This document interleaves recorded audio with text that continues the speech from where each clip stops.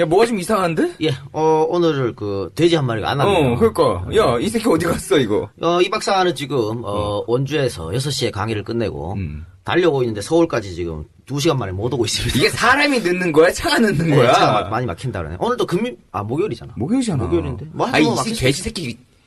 운전을 똑바로 해야 될 거 아니야. 서울 춘천간 항상 막혀요. 항상 막히니까. 이해를 해야 되나? 네, 좀 이해를 해주시고, 언제 들어올지는 모르겠습니다만.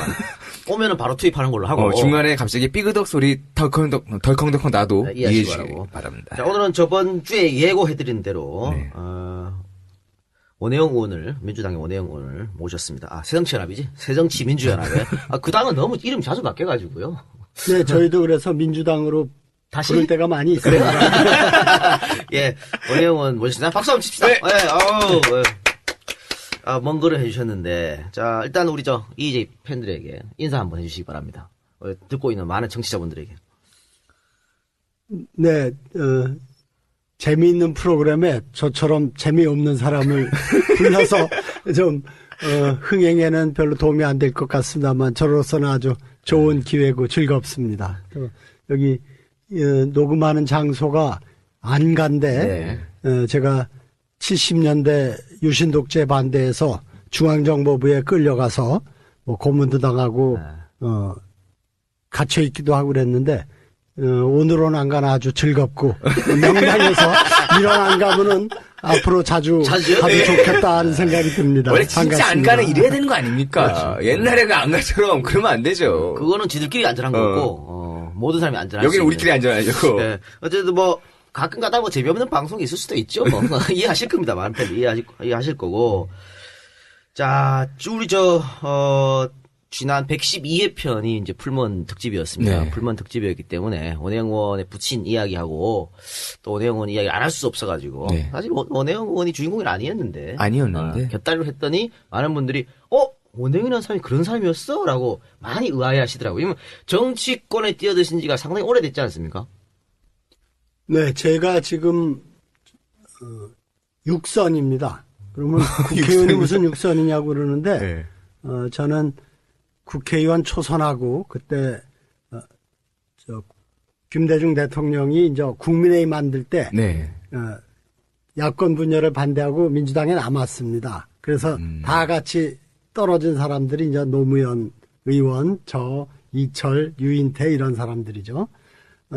그리고 나서 또 떨어진 덕분에 제가 부천시장을 2번 했습니다. 그래서 저는 부천시장을 한 게 가장 제 삶에서 보람되고 아주 신나는 일이었다 이렇게 기억하고 있습니다만 그러다가 노무현 대통령이 탄핵을 당할 시점에 그때 신당이 만들어지면서 징발령이 내려서 그때 국회에 다시 와서 끌려가셨군요. 예, 4선을 하고 있으니까 합치면 6선입니다. 저는 국회의원으로 활동한 것보다 시민과 함께 직접 우리 시민의 생활 환경을 바꾸고 했던 시장으로서의 경험이 훨씬 더 소중하고 값지다고 생각합니다. 풀본에서 나오실 때가 몇 년도였습니까? 제가 우리 나이로 31살에 풀본을 창업해서 6년 뒤인 6년간 하고 86년도에 그만뒀죠. 그럼 86년 그만두시고 이제 재야운동 다시 하신 그러고 거죠? 그때 이제 역사문제연구소라고 박원순 그 당시 변호사가 중심이 돼서 이이화 선생, 서중석 교수 이런 분들이랑 같이 역사문제연구소에서 역사 비평이란 역사 전문 개간지를 발행하는 일로 돌아왔습니다. 그러니까 정치권에 이제 계신 지 한 25년, 이렇게 30년쯤 됐는데, 아직, 또, 민주당 원내대표도 하셨고, 대표까지 하셨는데도, 아직 젊은 우리 청취자들이 많이 이제. 잘 모르죠. 모르시니까. 왜냐면 요즘은 정치인들도 자기를 어필하는 게 많이 좀 있잖아요. 그럼요. 그런 어필하는 정치인들은 좀 많이 알거든요. 그러니까 성추행하고 막말하고 이러면 알려져. 이러면 알려지는데. 아니, 그런 거 말고 좋은 것도 있어요. 왜 또 이렇게 너무 그렇게 하지 마. 자, 그런데, 우리가 우리 방송을 우리 청취자분 다 아시겠지만, 정치인 온다고 사전 질문지 딴 거 안 줍니다. 딴 거 안 주기 때문에, 원의원도 당연히 사전 질문지 안 줬고, 지금 앞에 아무것도 없습니다. 아무것도 없고 커피 한 잔 드렸습니다. 아무것도 없는데, 우리가 그런데, 저번 방송인가요? 네. 미리 한번 물어보지 그러지 않았나? 뭘 물어본다 그랬잖아. 네. 일단은 박원순 시장이 지금 서울 인권헌장 네. 거기서 이제 성소수자들, 소위 말하는 동성애자들, 네. 이거 했다가 지금 개신교 신자들이 굉장히 반발이 커가지고, 결국은 이거 인권헌장이 폐기한다 이런 얘기가 있었어요. 다시 또 약간 얘기가 좀 꼬이고 있죠. 폐기가 됐고, 그래서 이것도 지금, 그래서 지금 거기 시민, 단체 회원들이 이 통과시키라고 했던 시민단체 회원들이 상당히 박원순 시장에 대해서도 상당히 반발하고 있지, 여기에 대해서. 그러니까 이게, 박 시장 같으면은 이게 전부 다 만장일치로 통과시켜달라 그랬는데, 이건 만장일치로 불가능합니다. 반대자가 분명히 있기 때문에. 그래서 다수결 원칙으로 해서 통과시켰는데, 박 시장이 이제 반대를 해서 이거 결국은, 폐기될 가능성이 상당히 커졌고요. 이 박 시장이 박 시장이 이렇게 나온 이유는 결국은 개신교에서 반대했기 때문에 그렇다고 봐요. 개신교 세력에 대해서 어느 정도. 네, 그래서, 우리 거죠? 원 의원님도, 기독교 신자시죠. 그런데 여기, 이 인권헌장, 사실을, 이걸 합법적으로 동성을 허용해라 이런 게 아니고, 성소수자 차별하지 말자가 이제 인권헌장의 주된 목적이었는데, 이 문제에 대해서는 어떻게 생각하십니까? 네, 종교의 영역하고 기본 인권의 문제는 좀 구분을 해야 됩니다. 이걸 하나로 보면 굉장히 많은 어려움이 생깁니다. 네. 일테면 명예살인이라는 가족을 그렇죠. 이슬람 쪽이나 처단하는 이런 일까지 생기고 그래서 좀 구별할 필요가 있다 생각을 하고요. 저는 헌법에 기본 인권은 명시되어 있습니다. 그리고 아무리 소수자라고 하더라도 그 사람의 인권을 존중하고 확인하도록 되어 있기 때문에 헌법 정신에 입각해서 이 문제를 봐야 되지 않냐 이렇게 보고 있습니다. 저희가 기대했던 답변이 아니에요.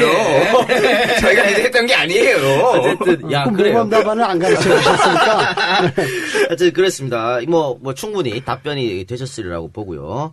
또 하나 미리 질문 드리겠다고 공고를 했던 게 그거였었죠. 정봉주 의원 구속 당일날 원혜영 의원이 단상에 올라갔다 야유받은 기억나시죠? 야유받으셨던 거. 예, 아주 큰 야유를 제가 사실 그거 보면서 다음에 언젠가 내 원혜영 의원에 대해서 한 방송을 해야겠다 생각했었는데 근데 충분히 저 이해할 면이 있거든요. 그분들이 야유했던 거. 그분들은 이제 당대표에 대한 민주당에 대한 이런 게 좀 컸겠죠. 그러니까 그분들로서는 민주당에서 뭐 했냐는 거 하는 거죠. 정봉준 BBK를 싸우고 이제 구속까지 되는데 우리나라는 언론 출판 집회 결사의 자유가 있는데 국회의원이 말도 못하게 만들어서 구속까지 시켜버리고 그리고 특히 원혜영 의원은 당시 민주당 대표로서 구속 당일날 청와대에 가서 MB를 만났지 않습니까? MB 만났을 때 왜 이 얘기를 따지지 않았냐? 이렇게 이제 많은 분들이 반발을 했는데 거기에 대해서 한번 말씀해 주십시오. 예, 그날이 공교롭게 김정일이 사망해서 12월 17일이었습니다. 네. 그러니까 며칠 뒤에 또 북한이 대대적으로 추모 행사를 하겠죠. 근데 바로 뒤인 22일 날 대통령이 여야 대표들한테 북한의 급변하는 정세를 설명하고 협조를 부탁하는 자리였습니다. 근데 그날 대법원에서 정봉주 의원에 대한 1년 징역형이 확정 선고가 되는 그렇죠. 날이에요. 그러니까 그런 점에서 우리 정봉주 의원이 부당하게 감옥에 갇히는데 가서 대통령 만나고 그리고 또 결정적으로 제가 지켰던 게 제가 잘 웃습니다. 마음에 안 드는 사람 봐도 잘 웃고 그래서 또 이명박 대통령 보고 웃는 게 화면에 나왔어요. 그러니까 아마 더더군다나 이렇게 열이 더 많이 받았던 거 아닌가 싶습니다. 낙검수 팬들로서는 저 민주당 대표 가서 MB 앞에서 웃고 있단 말이야. 웃고 있어 그러니까 화가 났었어. 야, 그러면은 거기 연단에 올라가시 마시지 그랬어요. 배우만 하고. 저도 정말 진짜 안타깝고 죄송한 마음에 배웅하러 갔는데 네. 거기 또 알아본 분이 김용민 씨가 누가 빨리 올라오라 그래서 용민이 형이 문제야. 용민이 형 진짜. 용민이 형이 문제야. 올라가가지고 또 마이크를 주고 한마디를 하라 그러길래 할 거 없다 그랬는데 하라 그래서 어쨌든 정봉주 의원이 이렇게 감옥까지 억울하게 사는 거를 똑같이 문제 제기한 박근혜 그 당시 새누리당 그때 의원은 아주 당대표가 돼서 차기를 아주 뭐 약속받은 것처럼 행동하고 있고 이런 편파적인 게 어디 있느냐 하는 점에서 정몽주 의원의 그 구속을 헛되이 하지 않기 위해서 우리가 계속 싸우겠다. 그리고 또 정몽주 구출 투쟁도 하겠다. 그런 거를 제 딴엔 보고 드린다 그랬는데 듣고 싶지 않아서 얄만 많이 받았죠. 뭐. 기분이 어떠셨어요? 근데? 정치하면서 처음 들었던 그런 이야기는 처음 들었었죠. 그런 셈이죠. 예, 그런 셈이고, 예. 저로서도 처음에는, 다 같은 입장인데, 네. 정몽주 의원이 부당하게, 아무리 법의 판결에 의한, 징역이지만, 그건 참, 누가 봐도 공평하지 않고, 다 아시지만, 이명박 대통령이 BBK인 자기가 만든 회사라고, 네.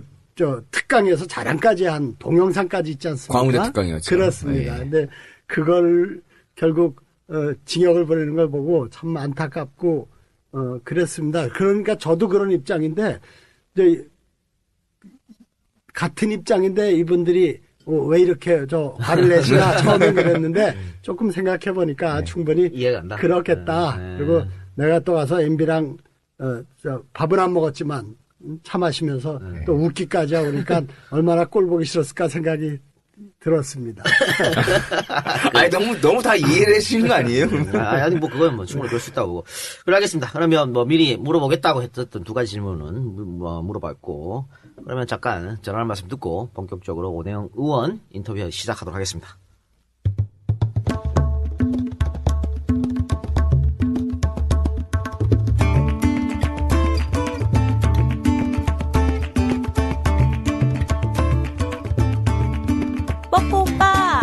제 목소리 들리세요?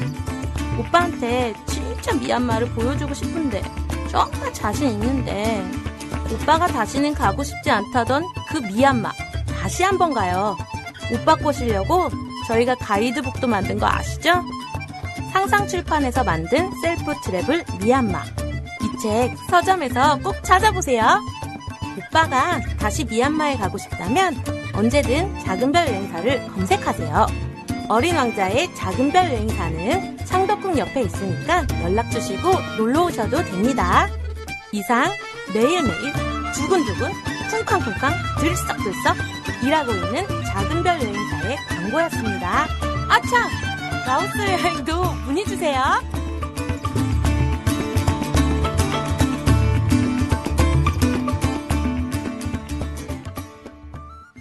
자, 태어난 곳이 부천이시죠?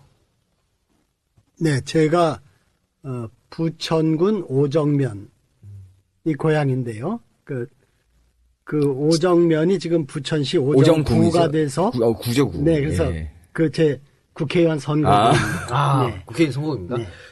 오정구에 박종철 열사가 끝까지 지키려고 했던 선배 박종훈 씨가 오정구로 새누리당 후보로 나오셨지 예, 않나요? 저랑 한 두 번인가 네. 이렇게 네. 총선에서 같이 맞붙었습니까? 맞붙었다 그럴까 같이 선거를 치렀습니다. 네, 두 번 다 이겼죠? 네, 그렇습니다. 아이고 꼬셔라. 아유, 시원해라. 아니 이거 말이네. 박종훈 씨가 한나라당 들어가면 안 되는 거지 이거는. 박종철 열사가 어떻게 남의 피를 먹고 간 사람이 어떻게 그럴 수가 있어요? 그래요.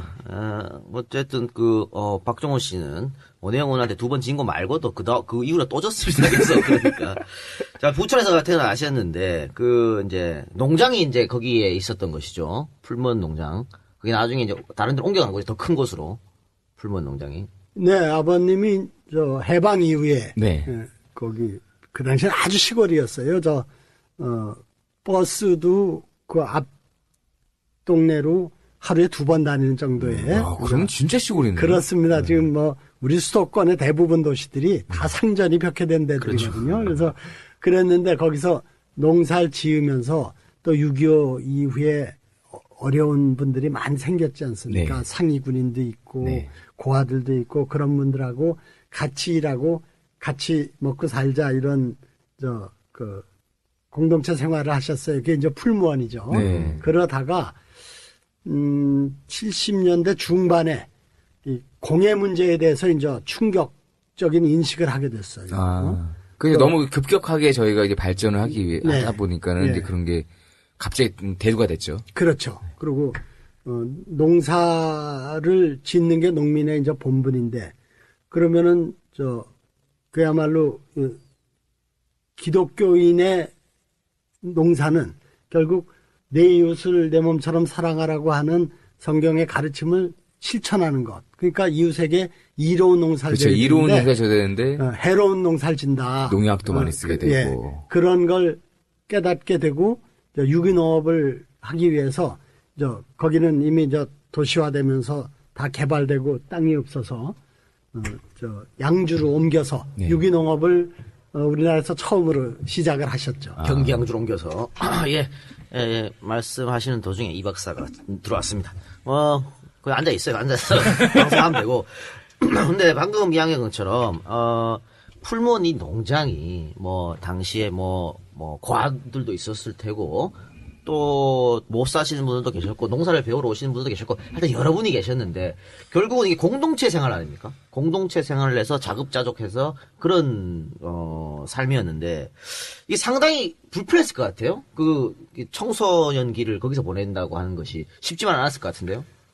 네, 저는 사실 이 사람들을 좋아하는 그런 기질이 있나 봐요. 그래서 정치하는 것도 그런 점에서는 체질에 맞는다 이렇게 생각하는데 크게 좀 갈등이 있거나 그러지는 않았지만 어쨌든 옆 동네 가족들, 친구들 보면 가족끼리 오붓하게 지내는 게 참 부러웠던 것 같아요. 그래서 전 기억을 못 하는데 나중에 어머니가 아주 나이 많이 드셔서 항상 하시는 말씀이 우리가 어디 저 산골짝 가서 고구마만 캐먹고 살더라도 우리 가족끼리 살았으면 좋겠다 하고 투정을 하더라고. 그걸 기억하시고 예. 자주 미안해 하시면서 말씀을 하셨는데 그러나 근본적으로 큰 갈등이나 이런 것들은 없었던 것 같아요. 원호님은 그렇다 치고 형제들, 여자 형제들 그거 다 남자들 같이 공동생활인데 옷 갈아입기도 쉽지 않고 굉장히 여형제들은 불편했을 것 같아요. 아주 훨씬 더 힘들었던 것 같아요. 나중에 얘기 들어보면 당장 그 당시 교복 입고 다니는데 나중에 들으셨어요? 예. 모여서 이제 옛날 네. 얘기들 추억담 얘기하면 다 공통으로 얘기하는 게 네. 다들 공동체 식구들이 와서 같이 밥 먹고 그러니까 아침에 각각 방이 있는 것도 아니고 그렇죠. 그렇게 아예 방도 없는 거예요? 방이 있지만 각 방이 쓴다는 건 어림도 없는 얘기고 이 딸들이 한 방 쓰고 또 여자 손님 오면 거기서 자고 그렇죠. 그러니까 사춘기 때가 쉽지 않지 여자들이. 예, 그럼 손님 들어와서 다 같이 식사하고 그러면은 그런 방이 옷 갈아입을 방이 없어서 부엌에 가서 갈아입고 그런 고충을 얘기를 진짜 고생 많으셨겠네요. 근데 그렇게 조금 힘들어 했었던 여동생이 여기 풀무원 농장에 있던 농부와 결혼을 했다고 사실입니까? 저희가 방송에서 언급을 그렇게 했죠. 우리 젊었을 때 네. 아무래도 가정 형편이 이렇게 어려운 분들 네. 그러니까 부모가 안 계시다든가 그런 분들도 많이 와 있었거든요. 네. 그 중에 이제 젊은 청년이 형 따라와서 같이 있었는데, 20살도 되기 전이죠. 그래서 같이 생활하고 일하고 그러던 사이에, 눈이 맞았나 봐요. 결혼한다고, 그러니까, 모르겠어요. 우리 누나들이랑은 조금 반대가 있었어요. 마뜩치 않아 하고 그랬던 걸로 기억을 하고 있습니다. 연애할 때 전혀 눈치 못 챘습니까? 아마 어머니가 제일 먼저 아셨던 것 같아요. 근데 어머니는 특별히 간섭 안 하고. 아버지하고 부모님은 별로 반대하고 이런 건 없었고. 예, 사람만 좋으면 된다.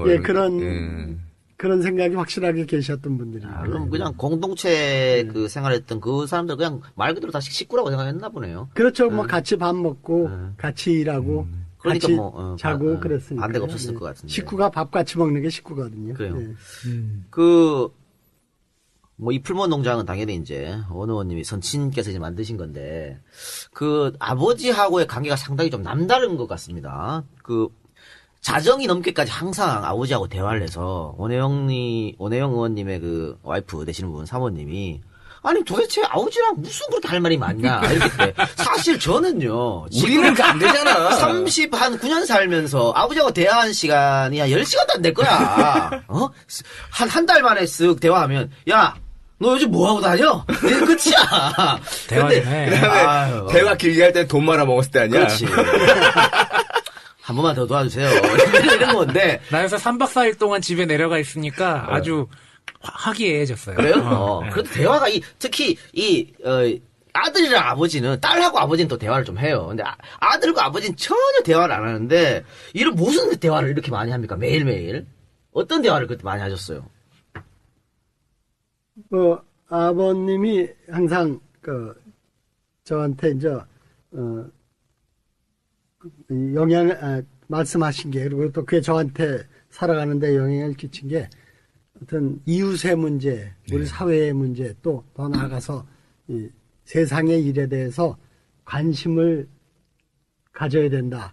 그 관심을 가질 때 비로소 거기에 대응하는 어떤 그 인식과 실천이 나올 수 있다. 이제 그런 뜻으로 뭐 세상 일을 많이 보는 생각도 얘기하시고 제 얘기도 묻고 그랬던 것 같습니다.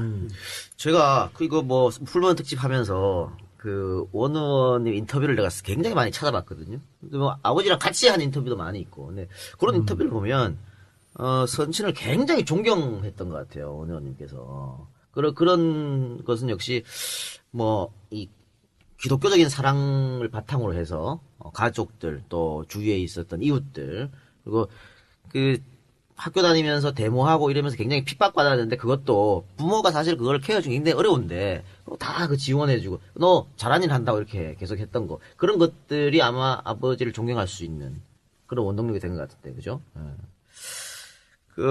아버지 얘기가 나왔으니까 아버지가 왜 거창고등학교로 전학을 가라고 권유를 했지 않습니까?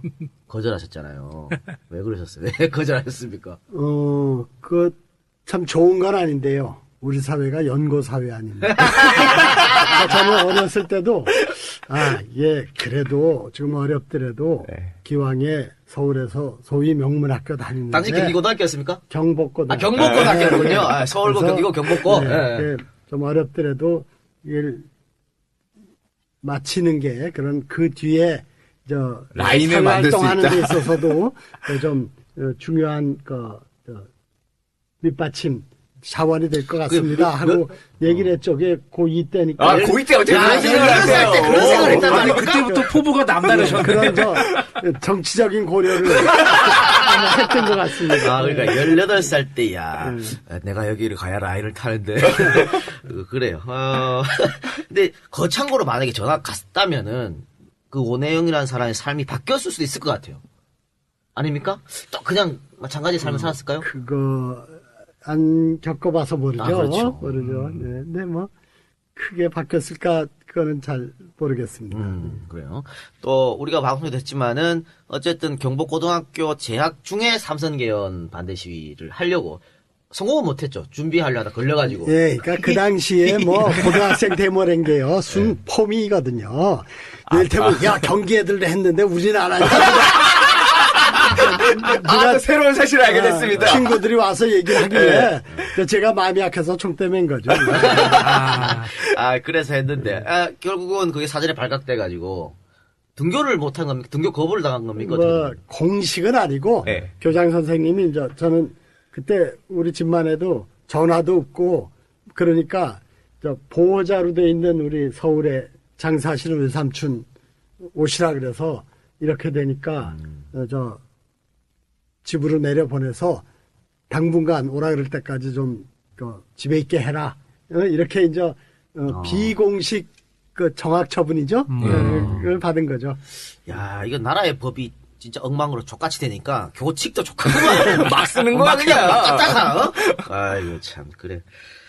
자, 그리고 나서 이제 서울대학교 입학하셨고 뭐 졸업은 그 이후에 뭐 한 25년 이상 걸려서 했지만은 어쨌든 서울대학교 입학했고 그 강제 징집 당했죠.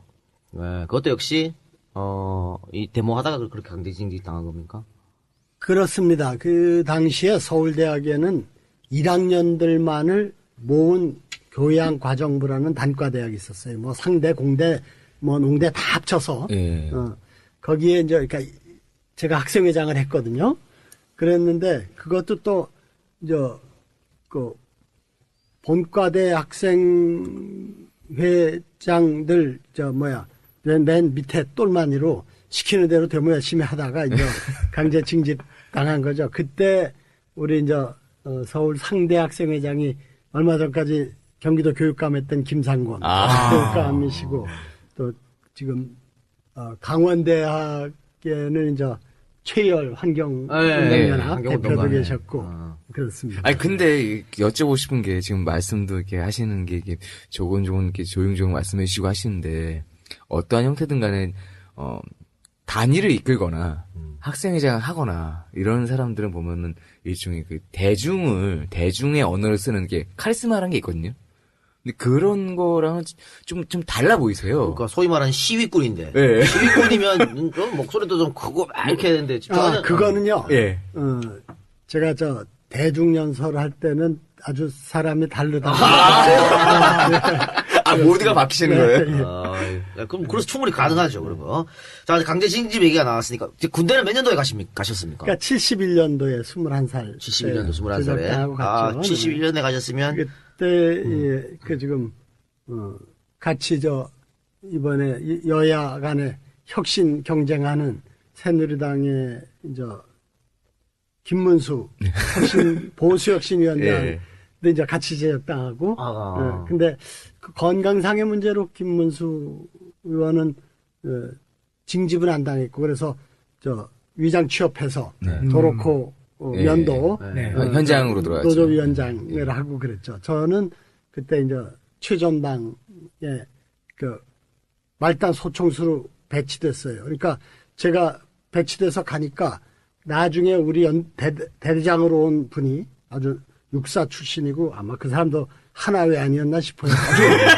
수도 군단 사령부까지 사령관까지 했으니까. 근데 그 사람이 자기가 6번에서 네 발령을 냈다는 거예요. 그게 이제 장교들도 사단까지만 발령 냅니다. 사단에서 배치를 하는데 제가 그때 육군본부로부터 받은 보직이 보병 6사단 7년대 1대대 3중대 2소대 1분대 4번 소총수. 청성부대로 하셨네요.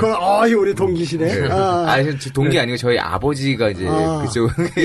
남자들은 지금 세월이 몇 년이나 지났는데. 또 군대 다 외우고 있어. 왜 연대, 대대, 중대, 소대, 몇 번 소총수까지. 나는 그거를 군번도요. 육군본부에서 발령을 냈다는 거예요. 아예 찍어서. 그래서 그때 박정희 대통령이 포고를 내리면서 다시는 대학이 일부 불온 세력에 장이 돼서는 안 된다. 바로 하는 그런 장이 돼서는 안 된다. 그래서 영구히 이 불순 세력을 학원으로부터 추방한다. 이렇게 이제 성명을 냈고 그 특별 지시로 이놈들 최전방 말단 소총수로 보내서 박박기계 우리 안보 현실이 얼마나 엄중한지 좀 알게 해라. 춥고 배고프고 막 철조망 보고 있고 막 이거 보라는 거죠. 그래서 그 육군 본부에서 찍어서 고위 장교들이 2등병 발령을 냈다는 거예요. 야, 군인 출신 대통령만이 생각할 수 있는 거지. 그렇지. 저 새끼 철안 들었으니까 군대 가서 인간 만들어 저기로 보내 저기로. 그래도 그때 저희가 가서 이게 대통령 백으로 군대 났잖아요. 그러니까 요새 기무사? 기무사죠. 보안사에서 계속 사찰하고 그래서 우리 중대에 빠딱 없어진 건 아주 제가 크게 기억합니다. 구타 가혹행위가 없어졌네. 70년대에 빠딱 없었다니. 와. 그런데 그 71년에 갔으니까 만 3년 하셨겠네요, 군생활은. 그럼요, 정확하게. 36개월. 예, 36개월 했어요. 김신조 때문이야. 그리고 김신조 때문에 가서 밤낮 하는 게 떼짱 뛰어다가 꼭대기 올라서 진치 쌓는 작업인데 그러다가 진짜 말년에 제대 1년 앞두고 땅굴이 터졌어요. 그래가지고 전방 근무하신 분들은 알지만 A형 근무라 그래서 밤새 다 들어가요, 다. 풀근무한 예. 아주 그건 군화 아주 식구지 않아, 때려쳤어요. 나중에는. 아이, 나 진짜 김신주하고 북한 때문에 진짜, 아유, 사도 여러 고생시키네. 지금 원의원이 모셔놓고 군대 얘기하시면 상상도 못했네. 진짜. 아니, 근데 방금 빠따 얘기하셨는데, 사실은 굉장히 독특한 케이스죠. 뭐, 70년대에는 빠따가 당연하던 시절이었는데, 빠따가 없었다 그랬으니까. 이 부분에 대해서 그러면 어떻게 생각하십니까? 사실은, 우리가 군대 갈 때만 해도, 야, 요즘 군대 빠따 없어 그랬거든요? 근데 우리가 엄청나게 맞았어요. 그리고 요즘도 우리가 우리 후배들한테, 야, 요즘에 없어, 그런 거. 그러지만, 요즘도 만든다, 지금 나오잖아. 김일병 사고 계속 폭행해서, 터지지. 폭행해서 사망했고, 뭐, 지금 남경필 지사의 아들도 또 가해자로 됐고. 자꾸 언급한다, 너. 잊을만 하면 언급할 거야. 또 해병대 병기 합는 사건. 네. 이건 정말 가혹행위잖아. 이런 사건들이 여전히 아직도 정말 악습, 구습으로 내려오고 있거든요. 이건 어떻게 보면, 우리 군의 문제지만, 역시 이것도 정치적인 문제라고 볼 수 있고, 왜냐면은, 국회의원들이 법을 만드는 사람들이니까, 이 문제에 대해서, 여당보다는, 사실 여당은 안보 장사하지 않습니까? 안보를 팔아가지고 지금, 뭐 이 국표는 집단이니까 내버려두고, 야당에서 이 군의 어떤 개혁, 군 문제에 대해서 좀 저향적으로 생각할 필요가 있다라고 저는 보거든요. 지금 새정치연합에서 뭐 노력은 하고 있지만은 성과는 없는 것 같은데, 이 군 폭력, 군의 이런 야만적인 행태가 아직도 남아 있는 거예요. 가혹행위나 이런 어떻게 것들에 생각하십니까? 예, 정말 뭐 참 답답하고 그렇습니다. 근데 군이야말로 어차피 지금 우리가 이렇게 복무를 하게 돼 있는 상태에서 네. 그야말로 국민 교육장이 돼야 됩니다. 우리 젊은이들이 와서 정말 강요나 권위에 끌려가서가 아니라 자발적으로 그리고 정말 주체적으로 그 어떤 군 복무 생활을 하고 거기서 많은 자기 교양과 훈련을 받을 수 있는 좋은 기회인데 그걸 저렇게 타율적으로 그야말로 길들이는 그 군사 문화가 온전되고 있는 것이 정말 안타깝고 요새는 그 거꾸로 가는 게 아닌가 그런 생각이 들 정도로 정말 걱정이 많이 됩니다. 그래요. 근데 창군 이래 사실 바뀐 게 없다라고 보는 게 맞지 않나요? 그러니까 아니 뭐 지금은 뭐 새정치민주연합 야당이니까 어쩔 수 없다 쳐도 정말 여당 이제 정권을 잡으면 정권 교체해서 정권을 잡으면 이 군 문제 혁신 이거 사실 군이 이렇게 하는 것은 너무 폐쇄적이니까 자꾸 이런 문제 나오거든. 뭐 민간 단체를 좀 조사에 집어넣는다거나 또 자주자주 어떤 뭐 조사를 나간다든가 이런 어떤 제도적 장치를 마련하면은 조금 없어지지 않나 보고 집권하게 되면 혹시 그 다음에 이제 2017년 대선 이길 가능성이 있다고 보십니까? 뭐 그래 급하게 그런 질문을 아니, 해. 갑자기 생각나서 그래. 우리가 야당만 잘하면 집권하는 사람 크다고 봅니다. 죄송합니다. 저희가 갑자기 웃음이 나와가지고. 근데 그 잘하기가 좀 어려워서 걱정입니다. 그래요. 네. 갑갑하긴 하죠. 그래서 정권을 교체하면 꼭 이 문제도 해결해 주시기 바라고. 그러니까 정권 교체하면 그러면 예, 제가 이 육군 병장 게다가 분대장까지 경력이 있기 때문에 유력한 국방장관 후보 될수 있다고 생각합니다. 알겠습니다. 꼭 그렇게 기억해 주셔서 사실 근데 이제 뭐 산적한 것 문제들이 너무 많아요. 그래서 정말 정권 교체해서 많이 바꿔야 된다 이렇게 생각이 들고 하여튼 현실 정치 얘기는 이따 마지막에 좀 여쭤보는 걸로 하고요. 지금 그 원혜영 의원 일단 그 삶을 한번 지금 돌아보고 있는 시간이니까 많은 분들이 잘 모르시니까 원혜영에 대해서 좀 알려드리는 차원에서 그리고 나서 뭐 군 제대하고 이제 복학을 했지 않습니까? 복학해가지고 여기 뭐 원의원님이 쓴 아버지 참 좋았다는 책 우리한테 선물 주셨는데 여기 보니까 복학하고 관악 캠퍼스가 이제 생겼고 관악 캠퍼스 생기고 최초의 시위꾼이 됐다 이랬는데 그렇다면은 복학하고 나서 다른 사람들은 데모를 안 했다는 겁니까? 그동안에는 서울대학이 여러 군데 나눠져 있었어요. 네. 뭐 물리대, 법대는 지금 동숭동, 대학로, 네, 연구소. 의대는 지금 거기 있죠. 의대만 남아있죠. 그리고 지금. 뭐 상과대학은 저 하월곡동에 있고, 네. 공과대학은 저 태릉에 있고, 뭐 그런 식이었죠. 네. 그걸 다 합쳐서 관악 캠퍼스로 75년도에 이전해서 이제 지금의 문을 우리가 알고 엽니다. 있는 서울대랑 그렇습니다. 모양이 된 거죠. 그게 이제 확인된 건 아니지만 네.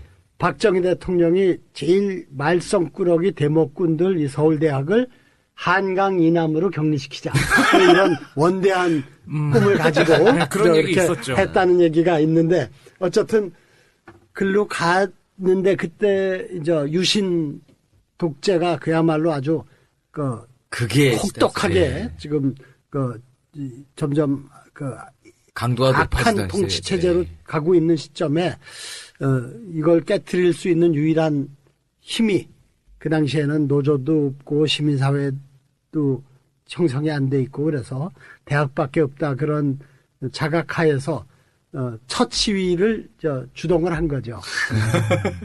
그래서 집회 및 시위에 관한 법률 위반으로 한 차례 구속됐었고. 네, 그때 이제 같이 구속된 동료들이 이제 지금 여기 세종문화회관 맡고 있는 연극하는 박인배 사장 그런 사람들이 후배로서 같이 관악산 첫 시위를 주동하고 같이 감옥 가서 고생하고 그랬죠. 선배 잘못 만나서 끌려간 거예요? 그렇습니다.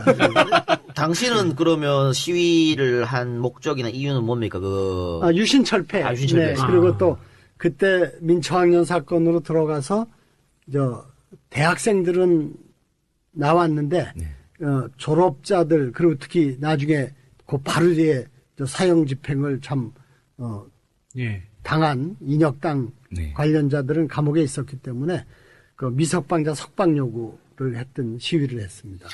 야, 현대사의 굴곡을 그대로 걸어가신 저희가 분이네요. 방송을 그런 내용들을 많이 했거든요. 기간 동안. 근데 그 굴곡의 가장 한가운데. 핵심에 계신 분을 제가 모시고 지금 방송을 하고 있습니다. 그리고 그 후에 두 번째 구속이 되는데 긴급조치 9호 위반 정말 악법 중에 악법. 그냥 뭐 갖다 붙이면 법인. 그렇죠. 긴급조치 9호 위반으로 구속돼서 징역 사셨네요? 네. 몇 년 사셨습니까? 그걸 우리 징역 사는 사람들 사이에서는 양갈보징역이라 그러는데 그때만 해도 별로 세게 안 해서 1년. 1년. 깜짝 놀랐어요. 그래요. 양갈보징역 1년 받으시고. 아니 1년도 큰 거죠. 징역을 1년인데. 아니, 뭐 지금 쌤은 교도의 어떤 행정이 이런 좋을 좋아진 때도 것도 아니고, 그때는 진짜 진짜 우리가 흔히 말하는 뺑기통 있던 그 시절인데. 꼭 머리밥 먹는 그 시절 그 아니었어요. 추억의 정봉주 씨도 1년 받았잖아. 그러니까. 예. 이거 정봉주 씨는 편하게 한 거지. 호텔에서 사는 거죠. 네, 호텔에서 살면 정봉주 의원은 나에 비한 호텔에서 살았다. 자, 정봉주 의원 팬 여러분들 다시 한번 야유를 보여주시기 바랍니다. 자, 그리고 여기 그런 얘기가 당시에 서울대가 아니고 당시 정부 측에서 남산에서 원혜영 잡혀가고 야 이제 서울대에서 대말 사람 없다 이런 말을 했다고 하는데 이거 원혜영 의원이 만들어낸 말 아닙니까? 아마 그건 그렇지 않을 거고요. 네. 다만 워낙 혹독한 탄압을 했기 때문에 네. 소위 시위를 주동할 수 있는 사람들 씨가 말랐다 그럴까요? 그런 그러면, 상태에 이제 헤드가 다 날아간 있겠죠. 거죠. 예. 이게 70년대 중반이니까 거의 유신의 끝무렵으로 가면서 오히려 더 혹독하게 독재 정치를 실시하고 민주를 탄압했던 그 시기인 것 같습니다. 그렇죠? 그렇습니다. 그래서 그랬던 것 같고. 근데 우리가 386 의원들이나 혹은 이제 70년대 민주화 운동 하셨던 분 중에, 우리 젊은 사람들이 비판하는 게 이런 게 있어요. 그 사람들 민주주의 시위했던 걸 너무 큰 훈장이라고 생각하고, 그러니까, 젊은 애들이 뭐라 그러면, 니들이 운동이라 나면 해봤어? 이러면서 무시하는 경향이 있고, 그걸 너무 큰 자기들의 자산적 가치로 여긴다. 여기 이런 비판에 대해서는 혹시 어떻게 생각하십니까? 그건 정말 겸허해야 된다고 생각합니다. 많은 사람들이 민주화를 위해서 싸웠고, 희생당했고, 대부분은 이름 없이, 네. 무명 쓰러져 용사들이 갔죠. 많았죠.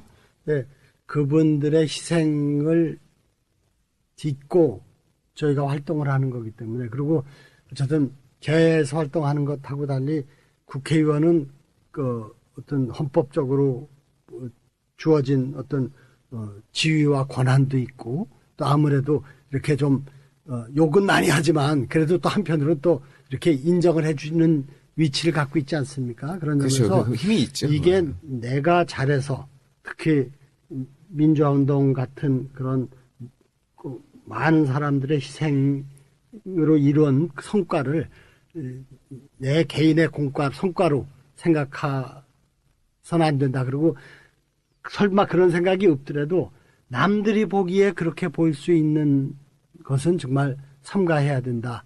그래서 뭐 겸손하게 그리고 항상 많은 짐을 지고 내가 일을 하고 있다 이런 생각을 갖고 해야 된다고 생각하는데 뭐 저도 그런 생각을 하고 있습니다만 옆에서 보기에는 그렇지 않게 보일 수가 많이 있겠죠. 아, 이거 참 좋은 말이네요. 네. 네. 일부 정치인들을 좀 새겨드렸으면 하는 바람입니다. 이모 씨 새겨 들으세요. 그리고, 어쨌든, 박정희 대통령을 뭐 직접 만나가 이런 적은 없었죠. 없었죠. 어쨌든, 박정희 대통령 때문에 감옥을 갔는데, 원한이나 뭐 원망이나 뭐 그런 거 없었습니까? 글쎄, 근데 원래 가까이 있어야 사랑도 하고 미워도 하고 그렇게 되는 겁니다. 그러니까 그냥 머릿속으로 제적당하고 강제징집돼서 박박힐 때야 제일 먼저 누가 생각나겠어요. 정말 쌍소리와 더불어서 날 이렇게 보낸 누구가 그 잘 되나 양반. 보자. 네. 그래 생각밖에 안 들죠. 어쨌든 저로서는 그 박정희 독재 정권 하에서 사회의식도 갖게 되고 또 무엇이 중요한가 또 무엇이 우리 사회의 바른 가치인가 하는 그 인식도 갖게 되고 그래서 저로서는 좋은 자기 각성의 기회를 박정희 대통령이 줬다 이렇게 생각합니다. 참 긍정적인 사람이네. 너무 긍정적이신 거 아니에요? 네, 어쨌든 그렇게 많은, 그러니까, 동료들과 많은 또 시민들과 함께 민주화 운동, 유신 독재 철폐를 위해서 노력을 하셨는데, 결국은 이 박정희 독재 정치가 4.19나 이렇게 혁명으로, 또 민중들의 손에 의해서 이루어진 게 아니고, 측근에 총 맞아가지고 이 독재가 끝났단 말이죠. 그러니까 박정희 사망 당시에 느꼈을 감정이 우리하고는 완전 다를 것 같거든요. 어떻습니까, 그날? 예, 정말, 역사가 이렇게 벼락같이, 오는구나, 하는, 진짜, 안 믿어지는, 그때 막 방송과 호해를 보면서 그런 생각을 가졌습니다. 근데 말씀하신 것처럼, 우리 민중의 힘으로 쟁취된 어떤 정치적 변화가 아니었기 때문에, 그 다음에 계속 뭐가 뭔지 모르는 상황이 계속됐고 더 큰 불안함이 올 수 있는 거죠. 박정희 독재 정권이 키운 신군부가 결국 또 양민을 학살하고 집권하는 역사적 악순환이 이루어진 거죠. 그렇죠. 참 안타깝네. 다시 들어도 안타까운데. 자, 그리고 나서 풀무원은 언제 창업하신 거예요? 정확하게 81년도 제가 우리나라 31살 때죠. 그러니까 81년도. 제가 결혼을 했어요. 근데 집사람이 신문사 기자를 했는데 한국일보사에 근무를 했는데 80년도에 전두환 신군부가 집권하면서 언론계 숙청을 했어요. 저희 삐딱한 사람들 싹 잘랐거든요. 언론 통합. 그러니까 언론 탄압이 크게 그 사이에도 많이 있고 최근에도 있었지만 크게 덩어리를 보면 74년도에 동아일보 광고 탄압 사건. 자유언론 투쟁이 있었고, 언론자유소 투쟁. 그거에 대한 어떤 회사가 이제 탄압을 해서 100몇십 명의 조선 동아가 주였지만 기자들이 해직됐죠. 그리고 80년도에는 근데 요것도 조금 성격이 다른 게 그때는 형식적으로 동아일보나 조선일보가 해직을 시키는 형식을 취했어요. 간접 살인을 한 거죠. 회사에서 그렇죠. 오더를 내리는 것처럼. 근데 80년도에는 아주 노골적으로 신군부가 집권하고 집권 기반을 다지기 위해서 좀 삐딱한 언론들을 전부 다 해직을 시켰죠. 정부에서 리스트 줘가지고 날린 거죠. 그렇습니다. 예. 허문도, 그렇게 권정달, 이상재 해직 당하고 저는 그 마누라가 봉급 타오는 거 가지고 즐겁게 잘 지냈는데 가장으로 갑자기 아주 위치가 주어진 거예요. 아니 그럼 그 전에는 그러면 그 가장으로서 이거는 안 하시고 그냥. 근데 그렇습니다. 집사람이 돈 벌어오는데 무슨 문제가 있습니까? 그러니까 우리 저번에 조희연 교육감 나와서도 비슷한 얘기 했는데 다들 그냥 마누라 피 빨아먹고 살았다고. 난 왜 자꾸 회장에게 듣는 그래서 이제 결혼은 취직을 하려고 알아보니까 대학교 1학년, 2학년 중퇴니까 네. 고졸 학력 고졸이잖아요, 갖고 그러면. 취직이 어렵고 게다가 어디 좀 취직 어렵게 하면 정보부 친구들이 와서 이 친구 누군지 알고 쓴 거냐? 응? 아. 그리고 뭐 좀 이상한 짓 하면은 바로 신고해 달라 이러니까 그거 못 쓰죠, 뭐 그거는. 웬만한 강심장 아니고는 사업하는 분들이 못 하는 거죠. 네. 그러던 차에 보니까 아버님이 하시는 유기농업이 당시 공해 문제에 대한 인식이 확산되고 또 소비 수준과 소득 수준이 올라가고 그러면서 이게 좀 새로운 가치, 응?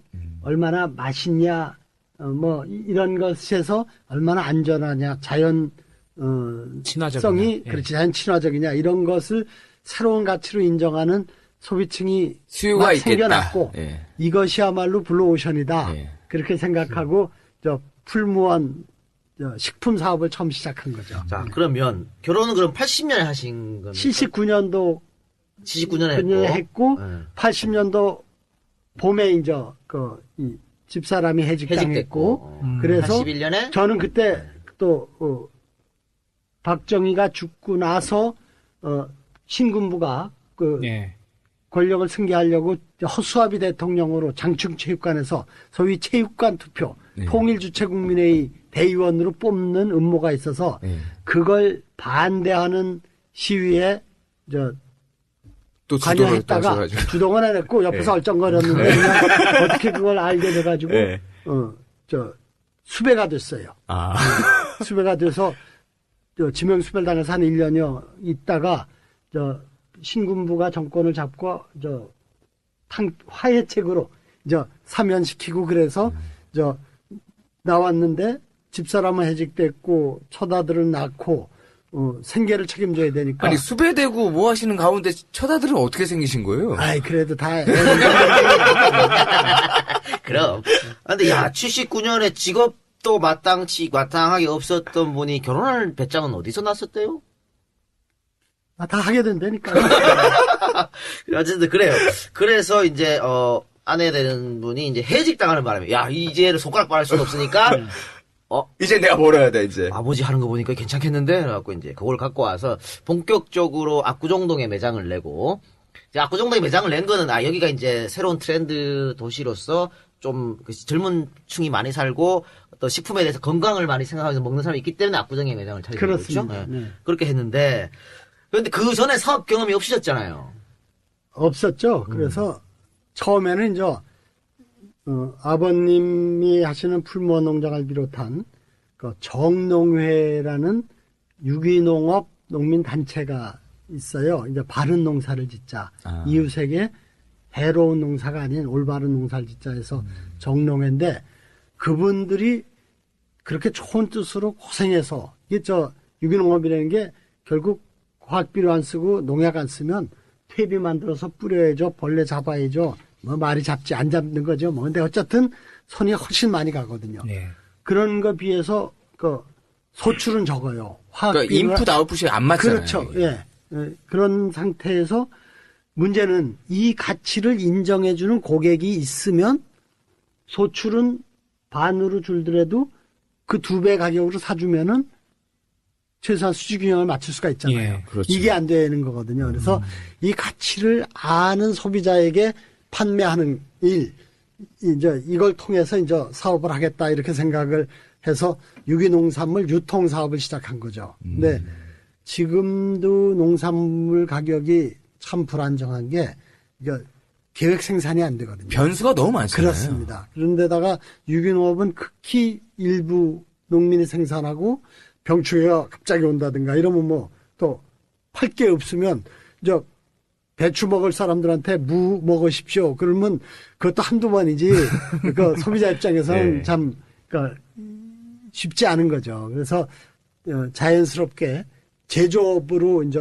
사업 영역을 확장한 게 이제 지금 풀무원의 대표 상품인 두부 콩나물입니다. 예. 자, 어쨌든 간에 처음 시작은 그러니까 어떻게 보면 지금으로 말하면 그냥 야채 가게예요. 그렇죠? 그렇습니다. 예, 야채 가게로 예. 시작했는데 결국은 성공했습니다. 굉장히 블루오션 시장 뛰어서 성공했는데 그러니까 사업 경험 없이 성공하기 힘든데 성공했습니다. 그래서 여기서 제가 한번 요즘 취업이 굉장히 어렵지 않습니까? 젊은이들이. 그래서 또 창업시장에 많이 몰려요.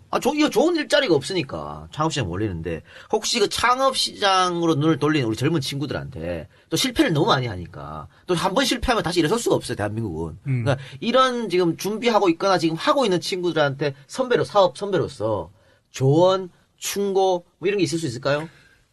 예, 제가 수십 년 동안 사업을 하겠다는 후배들한테 해준 얘기가 하나 있습니다. 제가 아무것도 모르고 풀무원 사업을 시작했는데, 처음에 이제 말씀드린 것처럼 야채 가게거든요. 농산물 유통이니까. 그때는 야채 시장, 도매 시장이 지금 가락동에 안 있고 용산에 있었어요. 용산 전자상가가 70년대 말까지 야채 청과물 시장, 용산 청과물 예. 시장이었어요. 제가 어차피 농산물 유통을 하려고 그랬으면은 몇 달이고 용산 야채 시장에 가게에 가서 네. 알바든 아니면 그냥 돈을 안 받고라도 일을 좀 배워야 돼요. 배우겠습니다. 그 대신 일하면서 일을 좀 배우겠습니다. 돈을 안 받겠습니다. 이렇게 하고 했다면 내가 틀림없이 풀무원을 안 했을 것이다. 이게 얼마나 복잡하고 힘든 건지 농산물 유통이. 그리고 오히려 알게 되면. 그럼요. 네. 했다면 지금처럼 시행착오를 안 겪고 훨씬 잘했을 것이다. 그리고 제가 얘기를 합니다. 그러니까 절대 머릿속으로 생각하지 말고 현장에서 부딪혀보고 직접 겪어보고 판단해라. 그런 얘기를 많이 합니다. 그건 전 꼭 야채 장사가 아니라 세상의 모든 일에 대해서 가장 유용한 지혜라고 생각합니다. 사업도 결혼도 못 모를 때 해라. 부딪혀봐라. 그런 점에서 어쨌든 우리 청년들의 미래는 물론이고 우리 경제의 미래도 창업밖에는 없습니다. 지금 재벌들이 우리 경제를 이끌어갑니다만 재벌의 투자가 일자리 창출하고는 전혀 상관이 없습니다. 심지어는 고도의 기술과 자본이 투입해서 노동력을 줄이는 쪽으로 투자가 이루어지고 있기 사람을 때문에 줄이고 있어요. 투자가 커질수록 인력이 감축되는 이런 모순이 아니라 바람직하지 않은 현상이 나오고 있습니다. 사람을 버리고 있죠. 그렇죠. 싼 인건비를 위한 생산기지는 전부 다 외국으로 나가고 있거든요. 그런 점에서 젊은 사람들의 창업을 어떻게 고취해주고 도와주고 또 실패했을 때도 재기할 수 있는 그런 사회적인 환경, 생태계를 만들어주느냐, 이게 정말 중요한 일입니다. 혹시 부천시장 하실 때 창업이나 취업을 위해서 노력했다든가 성공시킨 사례라든가 있습니까? 저는 부천시장을 하면서 문화도시 만들기를 기본 목표로 세웠습니다. 그래서 우리 젊은 사람들이 좋아하는 부천국제 판타스틱 영화제, 세계 만화 축제, 세계 대학 애니메이션 필름 페스티벌 이런 게 다 제가 시작한 것들이죠. 네, 만화가 그 중에서도 포인트였습니다. 온리원을 하나 만들자. 예. 부천하면 예. 만화. 딱 하는 거. 우리 부천국제 판타스틱 영화제도 수도권의 온리원인데 네. 부산 영화제가 워낙 세계적인 영화제로 있기 때문에 우리는 동네에서 수도권에서만 특화돼 있지 전 세계적으로 이름 밀긴 좀 어렵거든요. 그래서 그리고 애니메이션도 이미 다른 도시들이 미리 시작한 데가 있어서 전통적인 만화, 책 만화, 북커믹스를 우리 부천이 독자적인 문화 사업 영역으로 잡자 해서 제가 부천 만화 정보센터를 만들고 만화 박물관을 만들고 그런 사업을 해서 지금은 한국 만화 애니메이션 한국 만화 영상진흥원이라는 국가기관이 우리 부천시가 중앙정부의 지원을 받아서 하고 있습니다. 그러니까 아주 드물게 영화나 컨텐츠, 게임 전부 다 중앙정부가 직접 지원하는데 유일하게 만화만은 그 부천시가 부천은 광역시도도 아니고 네. 기초자치단체인 부천시의 사업을 중앙정부가 지원하는 형식으로 합니다. 그러니까 대한민국 부천시의 만화 정책이 또 만화 산업 육성 사업이 대한민국의 만화 정책이고 대한민국의 만화 육성 산업 정책입니다. 그래서 네. 지금 일부 학습 만화 이런 걸 빼놓은 일반적인 창작 만화의 50%가 부천에서 생산되고 있습니다.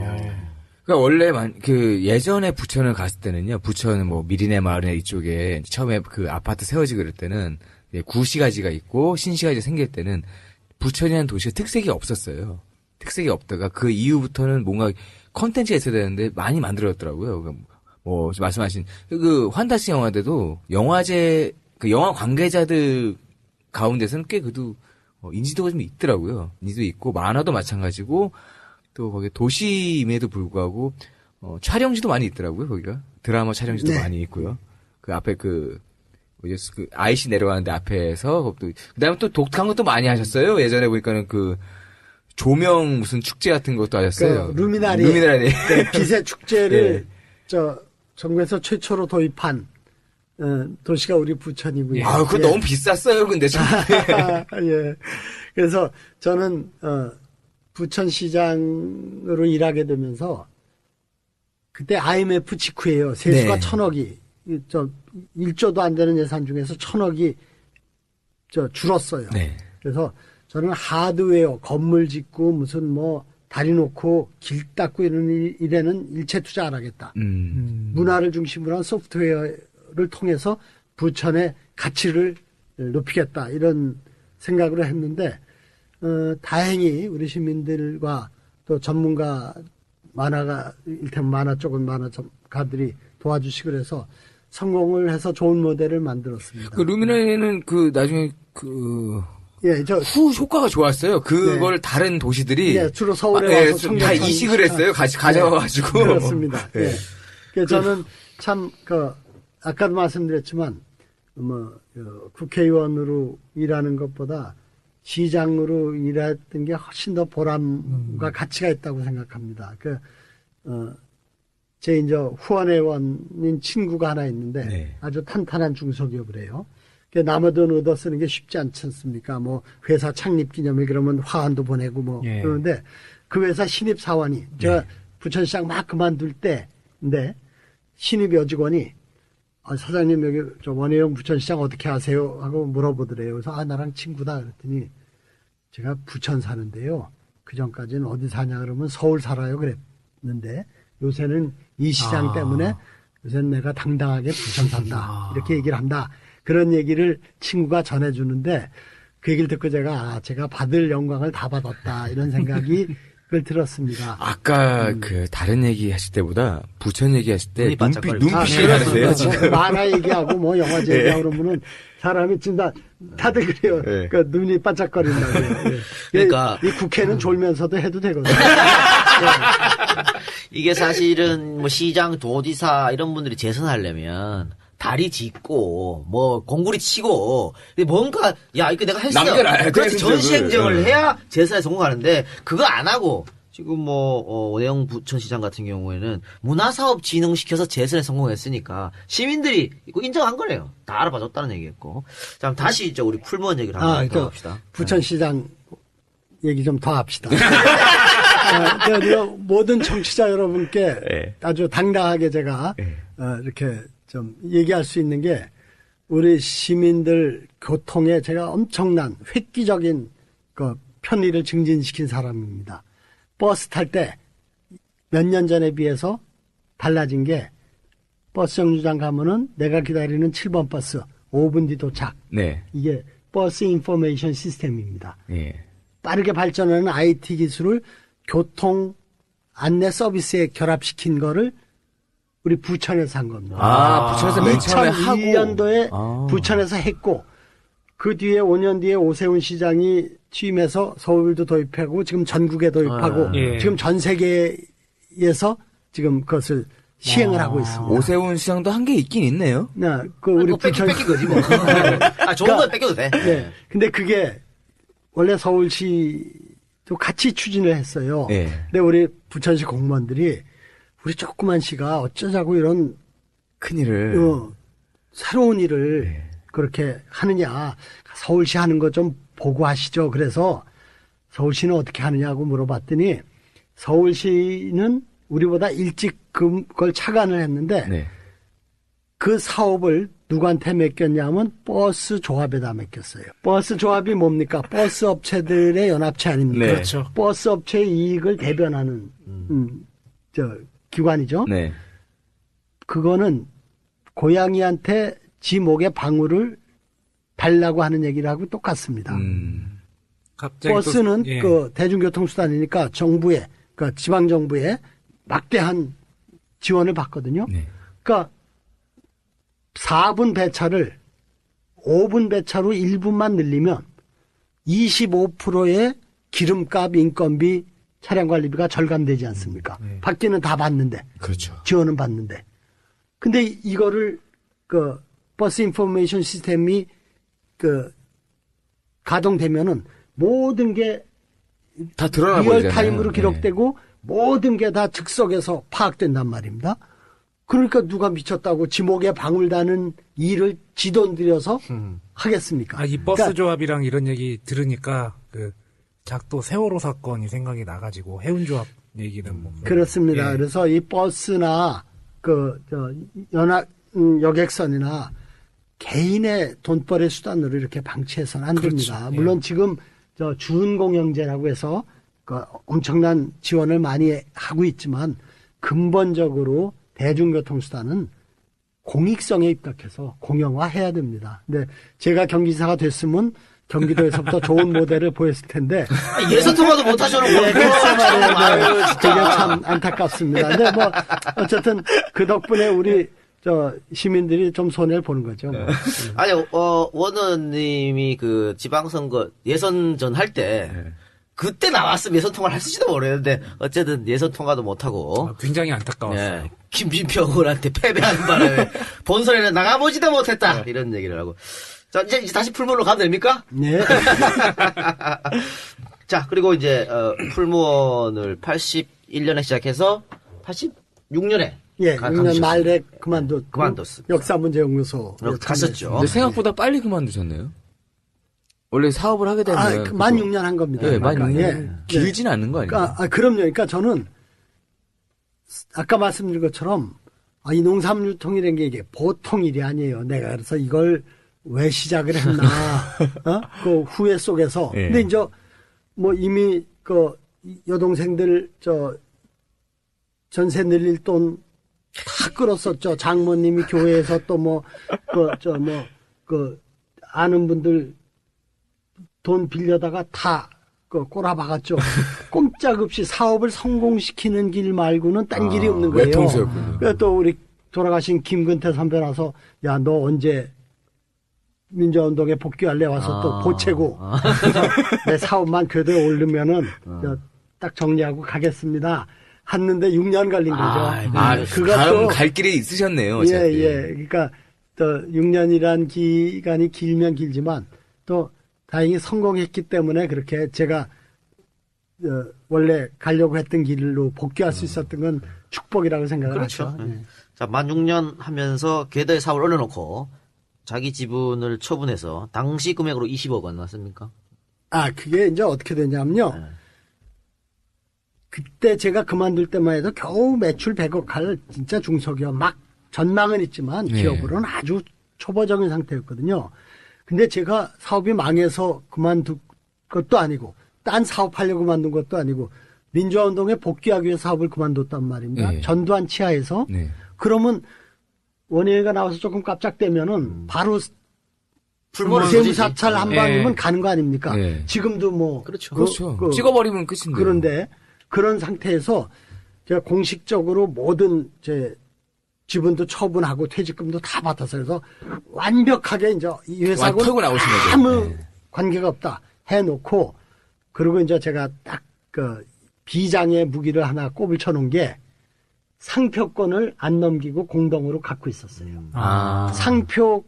상표권이야말로 기업의 무형의 가치의 총화죠. 풀무원이라는 예. 그거를 그래서 나중에 이 회사가 잘 되면 상표권을 내가 팔고 받겠다. 그에 상응한 내 몫을 이제 받겠다. 일종의 돌려받겠다. 청취자들이 이야기 쉽게 말씀드리면 스톡 옵션 같은 개념이 그렇죠. 되는 거죠. 스톡 옵션이 있는데 네. 그걸 거기다 달아놓으면 명쾌하죠. 근데 전두환 정권 하에서 달아오면 안 되죠. 이 회사하고 아무 관계가 없다는 걸 보여주기 위해서 네. 모든 걸 다 청산했는데 그래서 상표권을 갖고 있는 것까지 이 친구들이 문제 삼을 수는 없고 머리가 이렇게 똑똑한 사람들이 아니니까 그리고 그 당시에 80년대의 상표권이라는 개념은 그렇죠. 네. 뭐 잘 거의 이해했죠. 그렇죠. 그래서 제가 평생에 가장 잘한 국리 중에 하나가 그거예요. 근데 드디어 이제 96년도가 상장을 해서 네. 제 그 숨겨놓은 스톡 옵션을 땡겨 받으신 거죠. 받을 수 있게 된 거죠. 네. 권리를 행사할 수 그랬는데 있는 거죠. 그 저 증여를 받으면 50% 증여세를 내야 돼요. 네. 그런데 저는 상표권이 이제 제 권리니까 그 당시만 해도 시장에다 내다 팔면 불법 상표권이면 수백억도 더 받겠죠. 근데 그게 아니고 제 일종의 인센티브 창업자로서의 공로를 인정한 그 몫을 받는 거니까 예. 상표권을 고금액 20억이면 20억에 팔고 20억을 주식을 사면 거래가 되지 않습니까? 네. 그럼 세금을 안 내도 되는 거죠. 거래한 거니까. 그렇죠. 이런 기가 막힌 국리를 했는데 국세청에서 상표권의 가치가 21만 4천 원인가 그렇대요. 왜 그러냐 그랬더니 네. 상표 등록할 때 인지를 붙입니다. 네. 인지대가 상표권의 원가래요. 그래서 아이고 제가 그냥 웃고 이게 하늘 뜻이 개인 재산을 하려는 게 아닌가 보다. 50% 증여세 내고 뭐 또 그럴 게 뭐 있겠습니까? 그래서 그냥 아예 사회에 환원하자 하면서 울며 겨자 먹기를 한 거죠. 아니, 저희가 저번 방송에서 아름답게 포장했어요. 어쨌든 그래도 뭐 50% 세금 내고 나머지 10억 받아도 되는데 하여튼 20억을 다 사회에 투자해가지고 그 장학 사업을 하신 거죠. 그래가지고 그 돈 가지고. 예. 벌써 96년도에 설립했으니까 이제 한 20년 가까이 되네요. 네. 뜻있는 게 그래도 2,000명 이상 학생들이 어이구. 그래도 도움을 받고 또 그런 도움이 자기한테 의미 있는 것으로 생각하고 자기도 또 사회에 도움을 주는 사람으로 살겠다 이렇게 생각하는데 조금이라도 도움이 됐다면 고마운 일이죠. 뭐. 그러니까 그 20억을 종잣돈에서 장학재단을 만들어서 장학사업을 하고 있는데 이거는 어디서 하는 겁니까? 지금? 그냥 뭐 부천 유경재단이라고 부천에서, 예 그렇게 하고 대상은 있습니다. 어떻게 정하는 거죠? 그냥 뭐 부천 지역이 주인 그 학생들 장학금입니다. 고등학생들, 중고등학생 다. 위주로. 근데 뭐 대학생까지 하려니까 워낙 돈이 많이 들어서 전 뭐 거기 일체 관여 안 하고 있습니다만 네. 그 주로 어려운 학생들 중고등학생 위주로 하는 것 같습니다. 아 지금도 그러면 계속 네, 이어지고 그렇습니다. 있고 그 사업이 네, 이어지고 있고. 알겠습니다. 자, 그러면은 좀 1시간 넘게 했으니까 여기서 잠깐 쉬었다가 2부에서는 이제 본격적으로 정치권에 이제 입문해서 이야기를 한번, 어떻게 이제, 정치인이 됐는지 그 이야기를 한번 들어보도록 하겠습니다. 잠시 쉬겠습니다. 아직도 고지방 마블링을 찾고 계신가요? 아직도 옥수수 중심의 소고기를 드시고 계신가요? 여기 마블링 중심주의에 빠진 등급제에서 벗어나 건강한 한우를 지향하는 네이처오다 유기농 한우가 있습니다. 인위적인 거세, 과도한 옥수수의 급여, 곡물 위주의 사료, GMO 사료, 각종 호르몬제와 항생제 등의 방법이 싫습니다. 이제 국내 최초의 유기농 한우 전문 쇼핑몰 네이처오다에서 건강한 유기농 소고기와 곰탕을 만나보세요. 신규 가입하시면 바로 사용 가능한 적립금 3,000원과 모든 제품 3% 적립, 무료 배송으로 만나보실 수 있습니다. 생산지와 직거래하여 생각보다 비싸지 않은 유기농 한우. 이제부터 소고기는 네이처오다에서 찾으세요.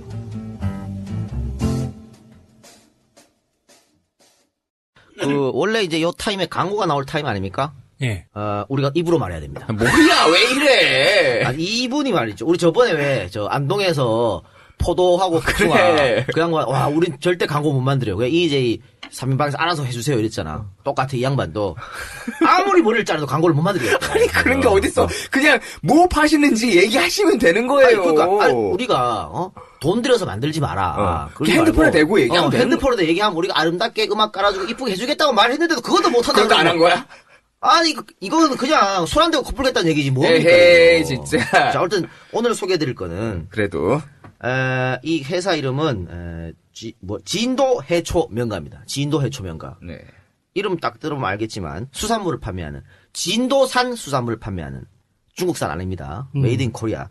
진도 앞바다에서 잡은 것만 판매하는 진도 해초 명가인데, 뭘 파냐면요, 보통 여기서 파는 것이 이제 미역이나, 김, 다시마, 해조류. 멸치. 그렇죠. 그런 거 파는데. 이게 또 여러 가지가 있어요. 그 진도 자연산 돌미역이 있고, 그다음에 낭장망 주겸 멸치가 있고, 그다음에 최상급의 미역기가 있고요. 그다음에 지리멸이라는 게 있습니다. 그리고 다시마도 있고요.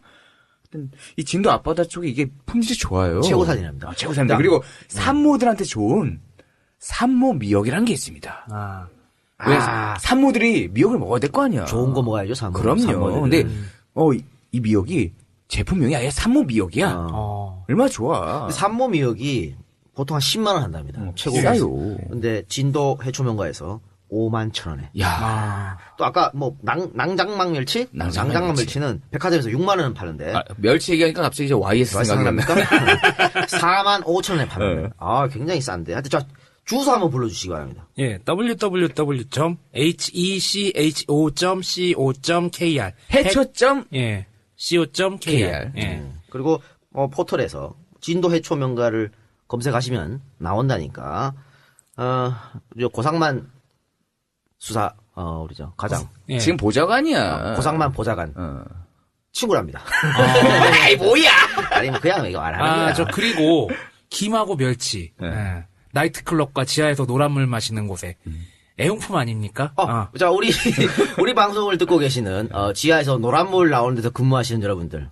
그 필요한 거 김하고 미역 이걸로 하자 좀. 그리고 멸치 또 이런 건 이제 여기서 합시다. 이거 우리 나이트클럽에서 안주 만드시는 분들, 예, 부천에 또 유명한 메리트 나이트 있지 않습니까? 예, 김 멸치 좀 많이 애용해 주셨으면 좋겠습니다. 진도 해초 명가가 풀무원처럼 큰 기업이 될 때까지 저희가 응원해드리겠습니다. 근데 뭐 인증도 많이 받고 좋은 좋아요. 것 같아요. 그럼 이런 걸 자기 자랑해서 광고를 만들면 되지. 참 답답하네. 그러니까 아니 얘기만 하면 되는데 왜 이걸 얘기를 못해? 하여튼 다음에 만들어서 주시기 바랍니다. 하여튼 자 소개해드렸고.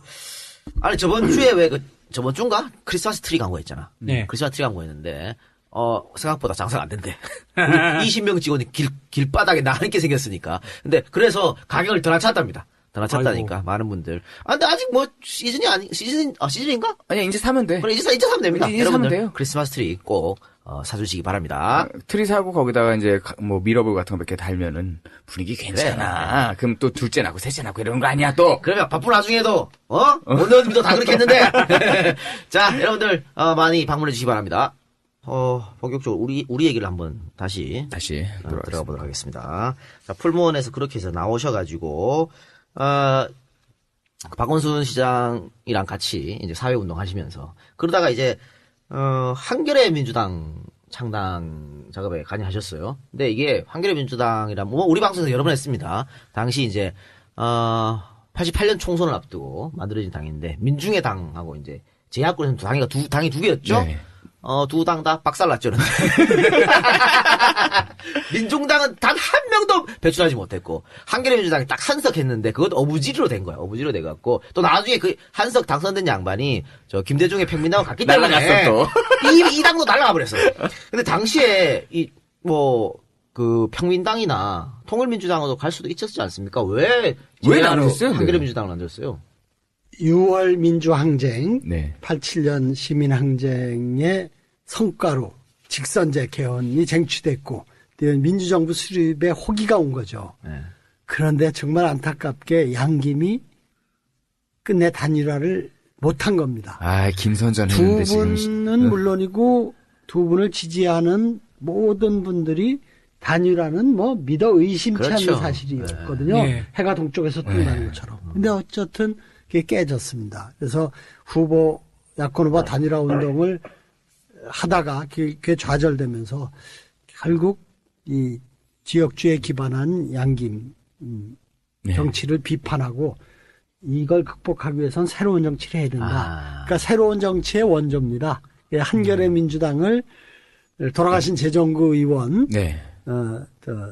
유인태 의원, 우리 막내가 김부겸 의원이죠. 김부겸 의원이 막내예요? 다 나가서 폼나게 기타 여러분들 3등 밖으로 다 떨어졌죠. 그렇지만 저는 지금도 그것을 자랑스럽게 생각하고. 멋있는 분들이 하셨네요. 그럼요. 진짜. 근데 뭐 당선이 안 되고 아깝게 2등 이거 아니에요. 그냥 박살났어. 그렇죠. 뭐 5, 6등 전부 다 그렇게 했는데 그런데 러브콜은 당시에 있었지 않습니까? YS 쪽이나 DJ 쪽에서. 그럼요. 그때 저희들 이렇게 영입하지 못해서 굉장히 좀 안달복달했죠. 그 영입 경쟁이 지금 말씀드리기에는 좀 들으시면 실감이 안 날 정도로 대단했습니다. 서로 땡겨가려고. 예, 네. 이거 좀 표현하셔도 돼요. 이를테면 그 당시 그래도 학생운동 출신의 그리고 이제 민주화 운동을 했던 재야 인사들의 지지를 폭넓게 받은 분이 이제 김대중 네. 예. 후보였고 상대적으로 YS는 좀 덜했습니다. 네. 그래서 부산 쪽에는 물론 이제 그때 김광일 변호사나 이제 노무현 변호사 네, 이렇게 참여를 있었어요. 했지만 이 수도권 쪽에 좀 정통성 있는 소위 민주투사들이 좀 적었어요. 네. 그래서 저희한테 서울시 국회의원 공천의 반을 우리한테 주겠다. 오호. 네, 그럼 저희는 파격적이네요. 김부겸이 아니라 그 밑에 80년대 지금 386 후배들까지 다 공천 줘도 되는 거죠. 자리가 남아요. 네. 그럴 정도의 파격적인 제안을 했었습니다만 저희는 우리가 궁극적인 목표가 야권 통합에 있는 거지 어느 한쪽을 편드는 데 있는 건 아니다. 근데 그렇게 하고 그걸 거부하고 독자 노선을 걸었습니다. 그러니까 저희끼리 얘기할 때는 사실 인지가 안 되니까 그런 거 할 때는 대충 어디서 그렇게 모여서 얘기를 하세요? 우리들끼리야 밤낮 지금은 없어졌는데 교보 뒤에 거기 막걸리 골목 있습니다. 네. 그런 데서 합니다만 제도권 정치인들하고는 물론 호텔 이런 데서 덕분에 호텔에서 비싼 음식이나 술도 먹어보고 그랬죠. 지금 얘기 들으면 좀 아까운 면이 있어요. 사실은 DJ가 그런 제안을 해서 갔었으면 어땠을까 하는 생각도 드는데 어쨌든 야권 대통합을 위해서 거절해서 독자 정당을 만들었는데 실패했고 실패 이후에도 끊임없이 야권 통합 운동을 벌였지 않습니까? 네. 그런데 결국은 또 실패했어요. 이게 왜 야권은 항상 이렇게 뭉치지 못하고 분열할까? 이게 1, 20년, 3, 40년 전 문제가 아니고 5, 60년 전부터 끊임없이 야권은 이렇게 분열을 해왔다는 아니, 해방 이후부터 그랬어. 기본적으로 독재 권력이 분열을 조장을 하는 게 있어요. 조장을 하고 위협과 공갈을 네. 통해서 그렇게 굴복시키기도 하고 또 떡을 줘서 또 회유하기도 하고 항상 고전적인 수법이죠. 이제 떡에서 제가 잠깐 깜짝 놀랐습니다. 지금. 이건 내가 봤을 때는 이중적 의미가 아닐까. 돈을 의미하는 떡일 수도 있고 다른 떡일 수도 있고. 그런 점에서 저는 다른 건 몰라도 정치는 내 이익을 위해서 해서는 안 된다고 생각합니다. 민주화를 바라는 정치는 기본이지. 민중의 절실한 염원을 최고의 가치로 놓으면 내가 양보해서라도 하겠다. 이런 생각을 하게 되는 거죠. 김대중 대통령께서도 말년에 가장 후회스러운 일로 야권 단일화를 이루지 못한 것. 근데 결국 이루려면 자기가 희생해야 되는 거거든요. 네. 그걸 안타깝게 회고하고 계십니다만 어쨌든 그 부분에 대해서 특히 여당처럼 대부분이 자기의 어떤 권력 의지를 실현하기 위해서 정치에 참여하는 것이 아니라 민주화 운동의 연장선상에서 정치를 하는 분들은 특히 그런 자세가 꼭 필요하다고 그러니까 생각합니다. 이익과 가치의 싸움인 것 같아요. 그렇습니다. 그 사람들은 네, 이익을 위해서는 네. 여차하면 뭉칠 수가 있거든요. 네, 예. 나한테 그것만 돌려줘. 그럼 내가 할게. 네, 예. 이거 이쪽은 가치니까 네. 가치라는 건 버릴 수가 없잖아요. 네. 그러니까 어쨌든 저는 처음에 그래서 보기 좋게 떨어졌습니다만 처음 정치의 출발을 어떤 게 더 이롭냐, 유리하냐보다는 어떤 게 올바르냐, 시대가 요구하는 게 뭐냐 하는 가치를 가지고 출발했다는 점에서 저는 뭐 지금도 자랑스럽게 생각하고 있습니다. 그리고 나서 참 뭐 정말 천인 공노할 일이 일어났는데 YS가 3당 합당을 했습니다. 그리고 이제 김대중의 평민당과 꼬마민주당이죠. YS한테 따라가지 않았던 이게 이제 합쳐서 이제 민주당이 되는 거지 않습니까? 이제 거기에는 따라간 겁니다. 원의원님께서 이제 꼬마민주당 그러니까 야권 통합운동을 하다가 YS가 3당 야합을 하면서 낙동강 오리알이 된 사람이 노무현, 김정길, 이철 이런 사람들이죠. 그래서 이 사람들하고 우선 통합을 했습니다. 응? 그래서 그걸 그 다음 단계로 이제 김대중 총재가 이끄는 이제 평민당, 그 당시에는 신민당으로 이름을 바꿨습니다만 하고 야권 통합을 이루어서 이제 통합민주당을 결성했고 그리고 제가 14대에 출마해서 당선이 됐습니다. 그러니까 92년 총선이죠. 합치면 이기고 분열하면 지는 거죠. 자, 92년 총선에 어디에 출마하신 겁니까? 그 당시 지금 부천시 오정구에서 제 고향인 면이 국회의원 선거구가 돼가지고 거기서는 아까는 뭐 한겨레민주당 할 때는 뭐 말도 안 되게 깨졌지만 이번에는 압도적으로 승리한 거죠. 그렇습니다. 그렇게 해서 이제 처음으로 국회의원 배지를 다셨습니다. 달았는데 97년 대통령 선거를 앞두고 말입니다. 우리 대중형께서 당을 깨는 내가 여기 있어서하고 이기택이 하고 있고 머리 아파 여기서는 도저히 내가 대통령 못한다 그래서 당을 깨서 새정치국민회의를 만드는데 당시 뭐 국민들도 반발이 많았죠. 그리고 당 내에서도 분열적인 행동이다. 그래서 굉장히 반발을 많았는데 그래도 대부분의 국회의원들은 다 따라갔습니다. DJ를 다 따라갔는데 안 따라가고 남은 이제 따라하시라고 부르는 곤전이 사람들이 있었어요. 그게 뭐 이제 뭐 노무현 이렇게 원내형 많죠.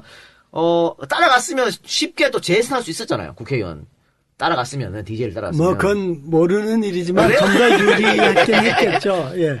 그래서 그러니까 민주당을 고수했고 그래서 300표 차로 떨어졌습니다. 네. 국회의원 선거에서 300표 차면 거의 문학진 전 의원은 3표 차로 떨어졌으니까 거기는 할아버지죠. 그러니까 방금 원혜원이 뭉치면 당선되고 흩어지면은 아웃된다 그랬는데 이것도 마찬가지. 이것도 사실은 국민회의에서 후보 1명 나오고 남아있는 민주당에서 또 1명 나가고 야권 분열돼 버리고 그렇죠? 표 털어보면 합쳐보면 신한국당은 딸랑 1명 나오고 이러니까 이길 수가 없었던 건데 DJ가 국민회의 창당할 때 강력 반발한 이유는 무엇입니까? 이게 그래도 대안이 DJ밖에 없지 않았을까요? 그렇긴 합니다만 어쨌든 야권이 분열해서는 여당 좋은 일 시킨다. 그래서 김대중 대통령이 재수하는 거죠. 대선 다시 출마하는 거는 기정사실화 됐어요. 그걸 반대한 게 아니고 이 민주당 후보로 어렵더라도 이기택 총재 쪽이나 해서 그걸 설득하고 안 되면 경쟁해서라도 민주당을 깨서는 안 된다. 민주당 후보로 나가셔야 된다. 어쨌든 민주당이다. 우리도 돕겠다. 이제 그렇게 했는데 결국 새로 당을 만드시는 바람에 야권 분열 반대하고 민주당에 남았던 거죠. 아니 얘기 듣다 보니까 DJ가 좀 몇 번 깼네. 야 DJ는 늘 깼어. 뭘 몇 번 깨. DJ 역사는 당끼리 역사. 아니 그리고 옛날에 유명한 루이 14세인가요? 프랑스의 왕이 짐이 곧 국가다. 그랬는데 그 당시에 DJ나 YS는 본인이 당이었어요. 그래요. 자, 그리고 어쨌든 야권 분열로 96 총선에서 300표 차로 떨어지고 우리가 저번 방송에서 이야기했던 하루 동선이 나옵니다. 바로 문제의 떨거지들이 모여가지고 장사를 한다고. 아니 무슨 국회의원들 떨어진 사람들이 장사하면 잘 될 것 같나? 여기에 근데 반대하셨다고요 처음에. 예, 어떤 국민들이 많이 안타까워하셨어요. 그렇죠. 아유 저렇게 좋은 사람들이 정치를 해야 되는데. 아니 본인 스스로도 그렇게 생각하신 거예요? 좋은 사람이라고? 남들이 그러니까 그런가 보다 했죠 근데 그러면서 누가 아이디어를 냈나 봐요. 우리가 이제 식당을 하면 그때 다 실업자들이니까 부업도 되고 그리고 우리 사랑방도 되고 또 우리를 지지하는 분들과 만남의 좋은 장소가 되지 않겠냐. 일거삼득이다. 그래서 꽤 같지 않은 꾀를 냈어요. 거기에서 그래가지고 부업의 기능만 없어졌네. 예, 그래서 다들 뭐 이거야말로 참 완벽한 멋진 플랜이다. 아이디어다. 그리고 막 언론도 관심 갖고 막 예, 보도를 예. 했어요. 전 그때 미국에 가 있다가 그 얘기를 듣고 이건 절대 안 된다. 안 망하면 내 손에 장을 지져라. 그랬는데 제가 정치적으로는 막내거든요. 예. 다 이제 김원기 전 국회의장님, 예. 박성무 의원, 이철 의원, 노무현 의원 다 쟁쟁한 선배들 있는데 사업에 있어서는 그래도 제가 풀무원 창업자라는 그렇죠. 예. 뭐가 있지 않습니까? 해봐서 아는 데가 있잖아요. 그러니까 이분들이 제가 그러니까 당황스러운 거예요. 그래서 네. 논리로 저를 이길 생각은 안 하고 네. 야 어떡하냐 다 알려지고 많은 사람들이 이미 기대하고 얘기했다. 투자해주고 그런다는데 그냥 하자. 또 그리고 뭐 아주 망하게 하겠냐. 그래서 어쨌든 안 되면 이게 잘 되면 망하지 않으면 내 손에 장을 지져라 그랬는데 장을 지질 일은 없었어요. 확실하게 망해버린 바람에. 쫄딱 망했죠. 처음에는 장사 잘 됐죠. 잘 되죠. 그럼요. 근데 장사는 표준화돼 있지 않은 사업이거든요. 현장에서 예. 박간 양반이 홀을 보고 마나님은 주방에서 음식 만들고 그러면서 그때그때 고객의 반응을 보고 대응하고 그래야지 사람들 맡겨가지고 이렇게 해서는 절대 안 되는 거거든요. 얼굴마담으로 해서 안 되는데 다들 얼굴마담만 했으니 뭐. 그래서 초기에는 아주 불같이 호응을 받았었죠. 그렇죠. 왜냐면 거기 가면 그래서, 다 한 번씩 볼 수가 있으니까. 그때 대표를 맡은 선배 의원한테 제가 그랬죠. 이거 조만간에 망할 테니까 빨리 지금 그만두시면 내가 할 때는 이렇게 잘 됐는데 내가 정치하는 사람이 계속 할 수 없어서 다른 사람한테 넘겼더니 안타깝게도 안 됐더라. 이렇게 됩니다. 그랬더니 그분이 잘 이해를 못 하셨어요. 그래서 결국 아주 어려질 때까지 하시다가. 그렇지. 아니, 이렇게 잘 되는데, 네. 쟤는 왜 저래? 그렇죠. 예. 그리고 하여튼, 그런 거 보면 어쨌든 통추, 활동했을 때도 그렇고, 노 전 대통령하고는 인연이 조금 깊은 것 같아요. 그리고 노 전 대통령이 부천시장을 하고 있던 원혜영에게 와서 입각을 해라라는 제의도 했었었고, 그죠? 근데 그건 뿌리치셨고, 또 나중에 이제 탄핵 정국이 어려워지니까 구원투수로 또 등판도 하셨고 그랬는데 노 전 의원하고는 어떻게 인연이 됐습니까?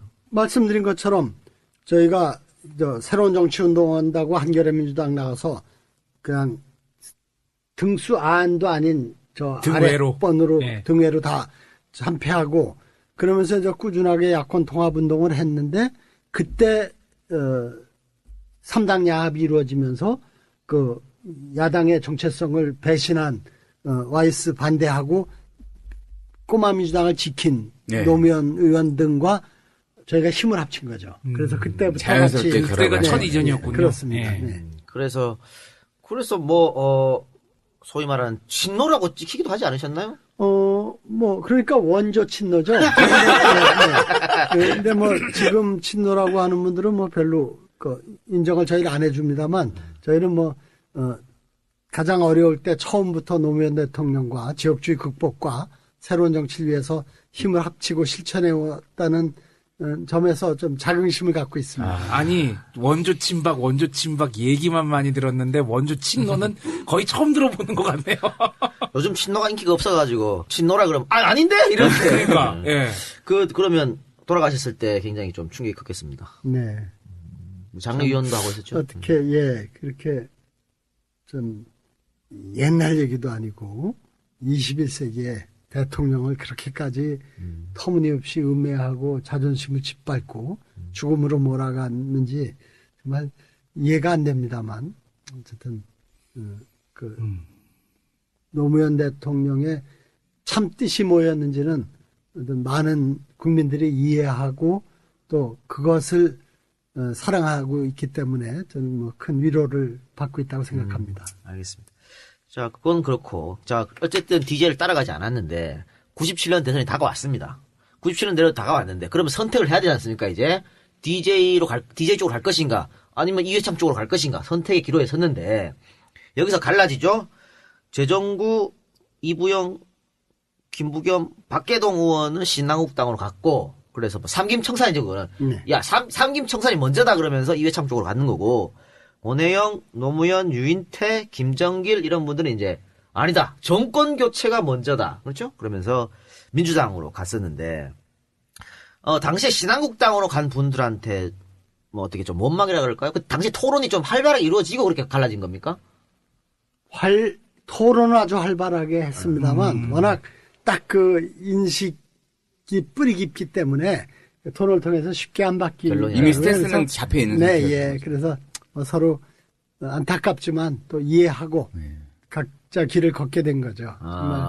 정말 안타까운 일이었습니다. 일단 웃으면서 헤어질 수는 없잖아요. 그렇다고 뭐 쌍욕을 하지는 않아요. 쌍욕하고 얼굴 붉히고 삿대질하고 헤어질 일은 또 아니었기 때문에 서로 길은 다르지만 상대방의 선택을 동의는 안 하지만 인정을 한 헤어진 거죠.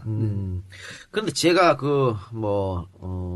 DJ를 워낙 제가 좋아하기 때문에 아까는 DJ 잘못을 이야기했었지만은 DJ가 이분들 방금 내가 얘기했던 원혜영, 노무현, 유인태 이렇게 이런 분들이 민주당으로 다시 들어올 때 대중이 형이 식사를 같이 하면서 내가 당신들한테 미안한 게 너무 많은데 오늘 그 미안함을 조금 풀었다 이렇게 얘기를 하면서 너무 고맙다고 그런 이야기를 했다 그러는데 사실인지 아닌지 모르겠네요.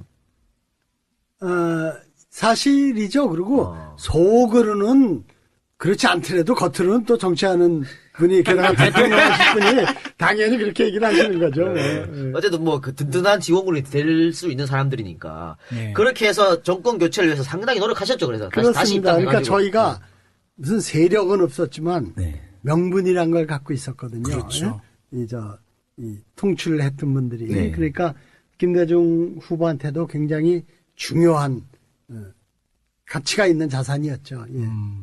그리고 실제로 또 아주 고마워하셨습니다. 예. 또 이제 이분들이 개개인적으로는 다 스타들이었어요. 국민들한테 지지를 받았으니까. 그러니까 돌아다니면서 김대중 후보 지지 유세하고 할 때 아마 상당히 도움이 됐을 거라고 보고. 예.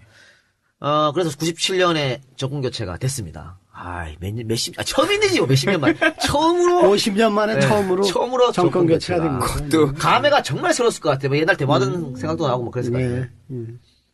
정말 그래도 그때는 젊었을 때지만 살다 보니까 이런 일도 있구나 하는 생각이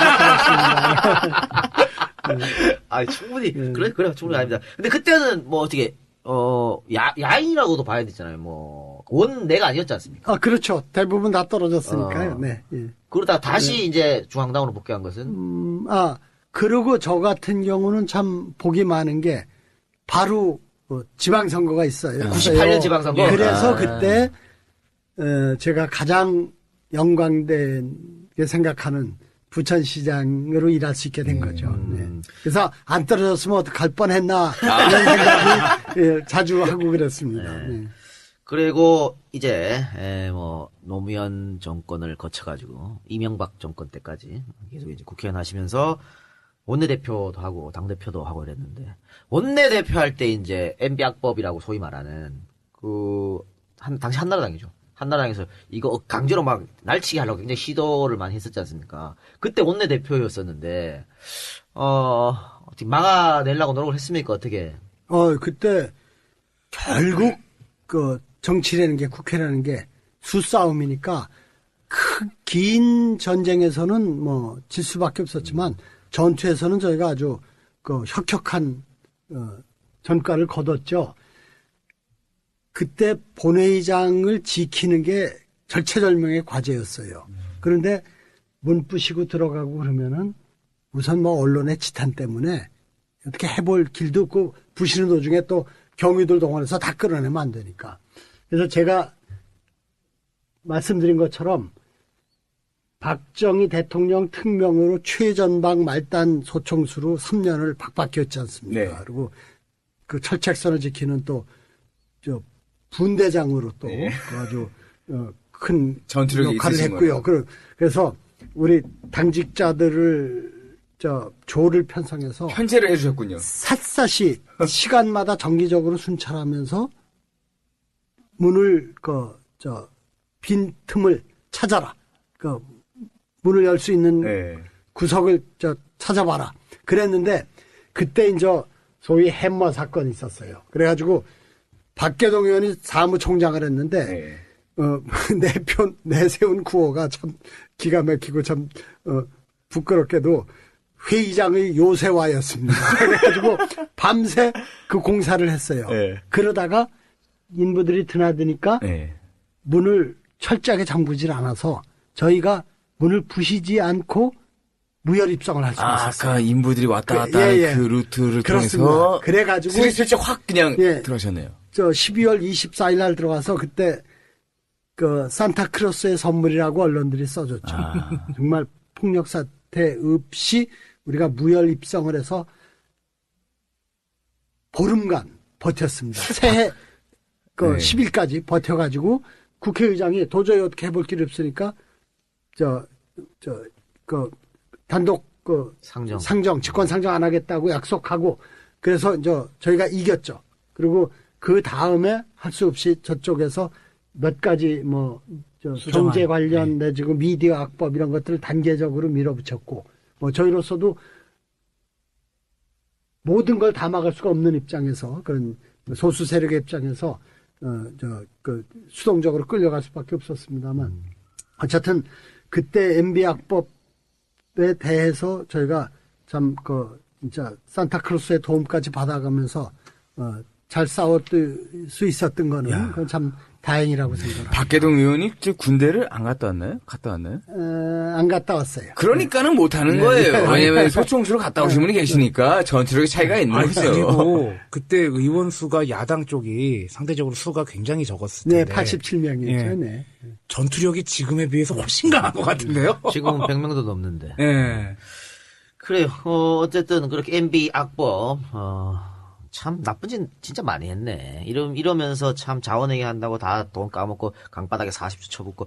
근데 그래 어쨌든 이렇게 됐기 때문에 이 양반이 이렇게 했기 때문에 2012년 대선은 반드시 이긴다 라고 했는데 대선 패배 원인은 원원이 무엇이겠대? 대선 패배 원인이 어디 있다고 봅니까? 예, 정말 저도 처음에는 당연히 이길 거라고 생각을 했거든요. 그렇게 생각하셨어요? 예, 그렇습니다. 우리가 잘해서가 아니라 저쪽이 워낙 못했으니까. 국민 개개인의 삶이 어려워졌거든요. 네. 이게 양극화의 문제죠.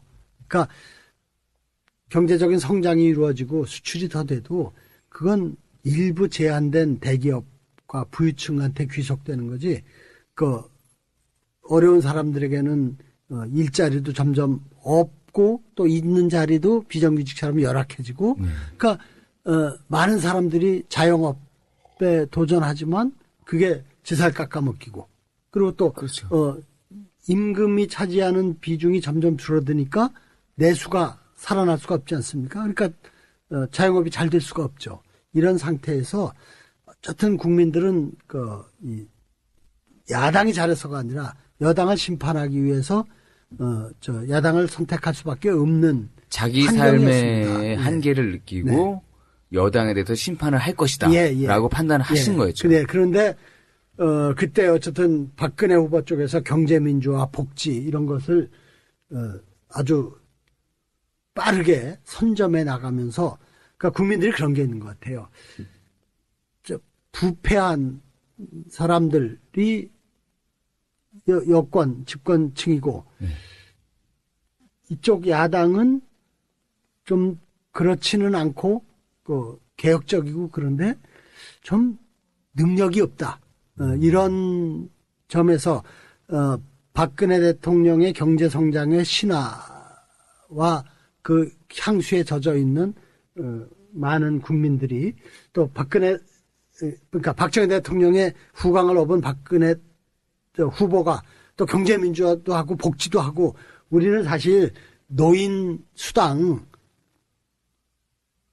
100% 모든 분한테 주겠다고 얘기를 못하고 재정이 워낙 어려우니까 그러니까 실제로 80%만 주겠다 이렇게 약속했는데 실제로 확인해보니 박근혜 후보가 세게 싹 다 주겠다 그런 바람에 노인표까지 확 갔죠 뭐예요.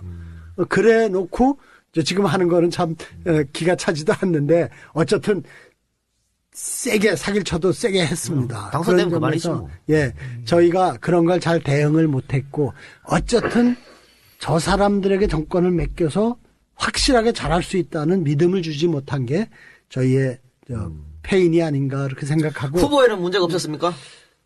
그런 점에서 뭐 어느 개인의 문제가 아니라 우리 모두의 책임이고 저는 이 문제를 극복하지 않는 한 아무리 2년 뒤에 3년 뒤에 좋은 환경이 와도 똑같은 실패를 반복할 우려가 크다. 국민에게 또 실망을 줄 가능성이 크다 하는 점에서 참 저도 고민을 많이 하고 있습니다. 어쨌든 우리 책임입니다. 우리가 잘해야 국민들이 새로운 기대와 희망을 갖고 야당을 통해서 새로운 변화를 도모할 수 있다고 생각합니다. 빠져나가시려고 그러는데. 안철수 후보가 후보로 됐으면은 이길 수 있었을까요? 뭐 그런 뭐, 곤란한 질문을 역사의 가정이 있습니다만 다만 안타까운 것은 안철수 후보가 됐든 문재인 후보가 됐든 아름다운 단일화가 됐어야 합니다. 근데 그게 안 된 것이 좀 아쉽다. 패인 중에 가장 단일화는 중요한 했잖아요. 얘기는 아름다운 근데 단일화. 마지못해서 하는 거하고 그렇죠. 정말 내가 양보한 분이 그 후보가 된 분을 내가 후보가 된 것처럼 그렇게 같이 띄워주고 또 후보가 된 분도 양보한 분의 그 진짜 깊은 뜻을 정말 존중하고 함께하는 자세로 하고 이게 좀 부족했던 거 아닌가 알겠습니다. 그런 생각입니다. 네. 자, 그리고 김한길 체제가 들어섰는데 김한길 체제가 들어서고 나서 조금 민주당이 우클릭하는 거 아니냐 이런 얘기가 있었고요. 또 반대로는 반대 세력은 그 김한길 체제 비판하는 사람들이죠. 아니 민주당이 선명성을 내세워가지고 지금 저 박근혜가 또 집권했는데 이명박에 의해서 선명성을 내세워서 뭐 정당의 어떤 그 대표성을 더 띄워야지. 이게 우클릭하면 되냐 이렇게 해서 조금 노선 간의 어떤 다툼이 있었던 것 같은데 원 의원님 개인적으로는 어떻게 이쪽 중도 쪽으로 가서 중도표를 끌어들여야 되는지 아니면 선명성을 조금 내세우는 게 낫다고 판단하는지 원 의원님 어떻게 보십니까? 저는 우리 야당은 기본적으로 대중정당, 국민정당이기 때문에 폭넓은 어떤 가치와 정책을 수렴하는 게 당연합니다. 그러나 모든 일이 상대적인 거기 때문에 오른쪽에서 보면 모든 게 왼쪽이거든요. 네. 우리는 왼쪽의 중심이 돼야 됩니다. 물론 더 확실한 왼쪽으로 정의당이나 진보당도 네. 있지만 국민들이 현실적인 정치 세력으로 또 전 세력, 집권 세력을 대체할 수 있는 세력으로는 대안으로는, 우리 예. 제1야당을 보고 있기 때문에 뭐 진보 또는 뭐 꼭 진보라고 안 해도 그게 개혁이나 어떤 그 민주 진영의 대표성을 스스로 자임해야 되고 다만 그것이 굉장히 좁고 그렇게 너무 막혀 막힌 있는 것이 거, 예. 아니라 트인 진보 그래서 합리적인 보수 세력까지도 믿고 지지할 수 있는 여기까지 가야 되는데 그것이 안 된 것이 저는 문제라고 생각합니다. 그러니까 중도냐 진보냐가 중요한 게 아니라 어떤 진보 진영의 정치 세력으로서의 위치를 확고하게 하고 개방적이고 이렇게 포용적인 그리고 설득적인 어떤 정치 활동 또 정책 이런 걸 했으면은 나아지지 않았을까. 그리고 지금도 여전히 그게 과제다 전 이렇게 봅니다. 아니, 좀 더 근데 왼쪽으로 가느냐 오른쪽으로 가느냐가 문제가 아니라고 생각합니다. 정말 아쉬운 게요. 이거 그냥 단순하게 표현하면요. 새누리당이나 이제 뭐 민주당에서 플랜카드를 걸잖아요. 근데 민주당은 플랜카드를 걸면서도 아마 그런 고민을 하는 것 같아요. 이거 너무 비싸게 보이거나 너무 화려하게 보이면 안 된다라는 이런 게 있고 새누리당은 그런 거 없어요. 최대한 사람들 눈에 확 띄게 해서 잘 보이게 해서 메시지 확 주는 게 있거든요. 근데 민주당은 그런 거 좀 약해요. 자기가 경계를 하거든요. 항상 지금 말씀하신 것처럼 우리가 중도면서 포용해야 된다라고 계산을 하시지만 실제로는 그렇게 못하고 있는 게 많죠. 더. 그런 고민이나 좀 포지셔닝을 좀 뚜렷이 못해서 생기는 문제도 있지만 홍보 자체에 대해서도 우리가 무능해요. 아니, 너무 쉽게 인정하시면 어떡해요. 그러니까 실제로 무슨 홍보 책임자 있지 않습니까? 새누리당에. 그건 우리 사회에서 인정하는 최고의 전문가를 선수였죠. 딱 예. 갖다 전권을 또 주지 않습니까? 그러니까 디자인 하나만 해도요. 우리 국회의원들 게다가 나이 먹은 분들이 앉아서 탱자하면 좋은 디자인이 나올 리가 없잖아요. 네, 저는 그런 점에서 박근혜 비대위원장은 네. 그런 거 잘했다고 봐요. 딱 그 최고의 전문성 있는 사람한테 정권을 딱 주고 따르고 그 새빨간 거로 바꾸는 그런 황당한 일을 거기는 하지 않습니까? 그러니까 걔들은 입금되면 이래. 아니, 비대위원장 때 인사는 잘하시더니만. 아니 그러니까 이거 방금 얘기했던 홍보 부족 또 의제 설정 뭐 박근혜 후보가 얘기했던 거 경제 문제가 다 의제 설정이거든요. 여기에 민주당이 조금 늦지 않나고 보고 사실 원래 이런 거에 빨라야 되는 게 진보야. 그렇죠. 그치. 보수보다. 원래 더 센스티브해야 그렇지. 되거든. 또 아니 뭐 윤석열 씨 DJ와 춤을 만든 사람 이거 다 원래는 우리 민주당이 이런 거 잘했다고 왜 이렇게 되는지 모르겠어. 다음에는 좀 진짜 다음 선거는 우리 이번에 패배를 좀 거울 삼아가지고 준비를 좀 많이 해줬으면 좋겠고. 근데 그런 설이 있었어요. 이제 DJ한테 진 거는 그쪽도 인정을 했고, 이제 노무현 대통령한테 지고 나서 새누리당에서 그 여의도 연구소라고 하는 그 어떤 조직이 있어요. 브레인 조직을 2배로 인원을 확충했다고 하더라고요. 대중관계도 그렇고. 그게 또 겉으로 보여진 게 이명박 서울시장 선거 때부터 확 바뀌었거든요. 예전에 우리 선거할 때는 아줌마들이 이제 선거 운동하고 그랬다가 처음으로 새누리당에서 대학생들이 나와서 선거를 했어요. 그러니까 폐쇄적인 보수당에서 많이 오픈했던 거고. 네, 바뀌었어요. 그러니까, 지금 민주당이 오히려 조금 폐쇄적이지 않나 싶은데. 하여튼 다음 대통령 선거 때는 부디 이런 좀 단점을 고치셨으면 하는 바람이고요. 지금 새정치민주연합 얘기 좀 제가 물어보겠습니다. 내년 3월에 전당대회 예정돼 있지 않습니까? 언제 얼마 안 남았 2월 8일 날로 예정돼 있습니다. 2월 네. 전당대회 예정돼 있는데 당내에서 지금 이거 조금 연기하자는 말도 있는 것 같아요. 뭐 일각에 그런 일각에서? 얘기가 있는지 모르지만 네. 워낙 기정사실화돼 있어서 네. 천재지변의 일이거나 그에 뭐 상응하는 어떤 정치적인 큰 변화가 있지 않는 한 2월 8일 날 한다고 봅니다. 그리고 어쨌든 미룬다고 뭐 되는 거 아니에요. 그건 아니고 예. 원 의원님은 혹시 출마 의향이 전혀 없습니다.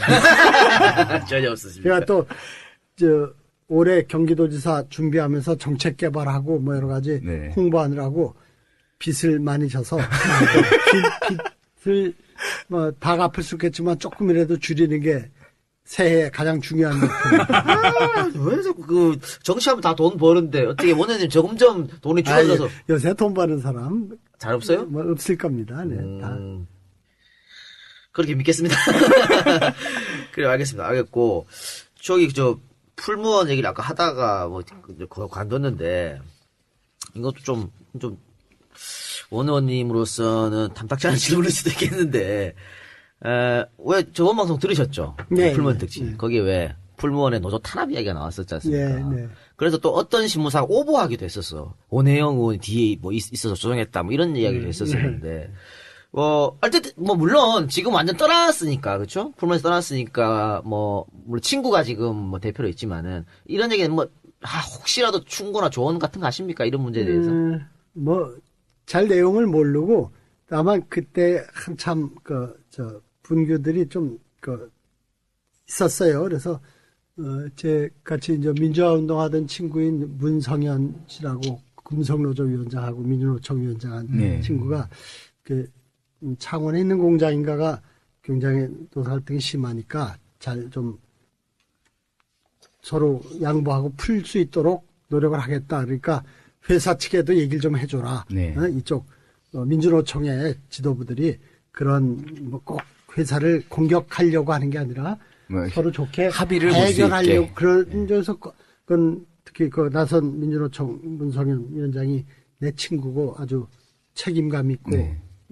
믿을 수 있는 사람이다. 그러니까 그렇게 불신하지 말고 일단 이 노상계도 그렇고 인간관계이기 때문에 한번 악화가 되면 그 다음엔 이해타산이나 또 합리적인 것 같고 잘 해결이 안 되는 경우들이 있는 것 같아요. 그래서 그런 경우는 잘 해결됐는데 제가 나중에도 좀 듣고 끝까지 해결이 잘 안 됐는 지금이야 다 거기 해고됐던 분들도 복직 판결 받아서 하고 있는 걸로 알고 있습니다만 어쨌든 끝까지 다 이렇게 서로 풀고 하나의 공동체로 운명 공동체로 같이 화합하지는 못하는 거를 알고 있습니다. 그래도 안타까워하고 있고요. 아, 전혀 내용을 모르셨어요?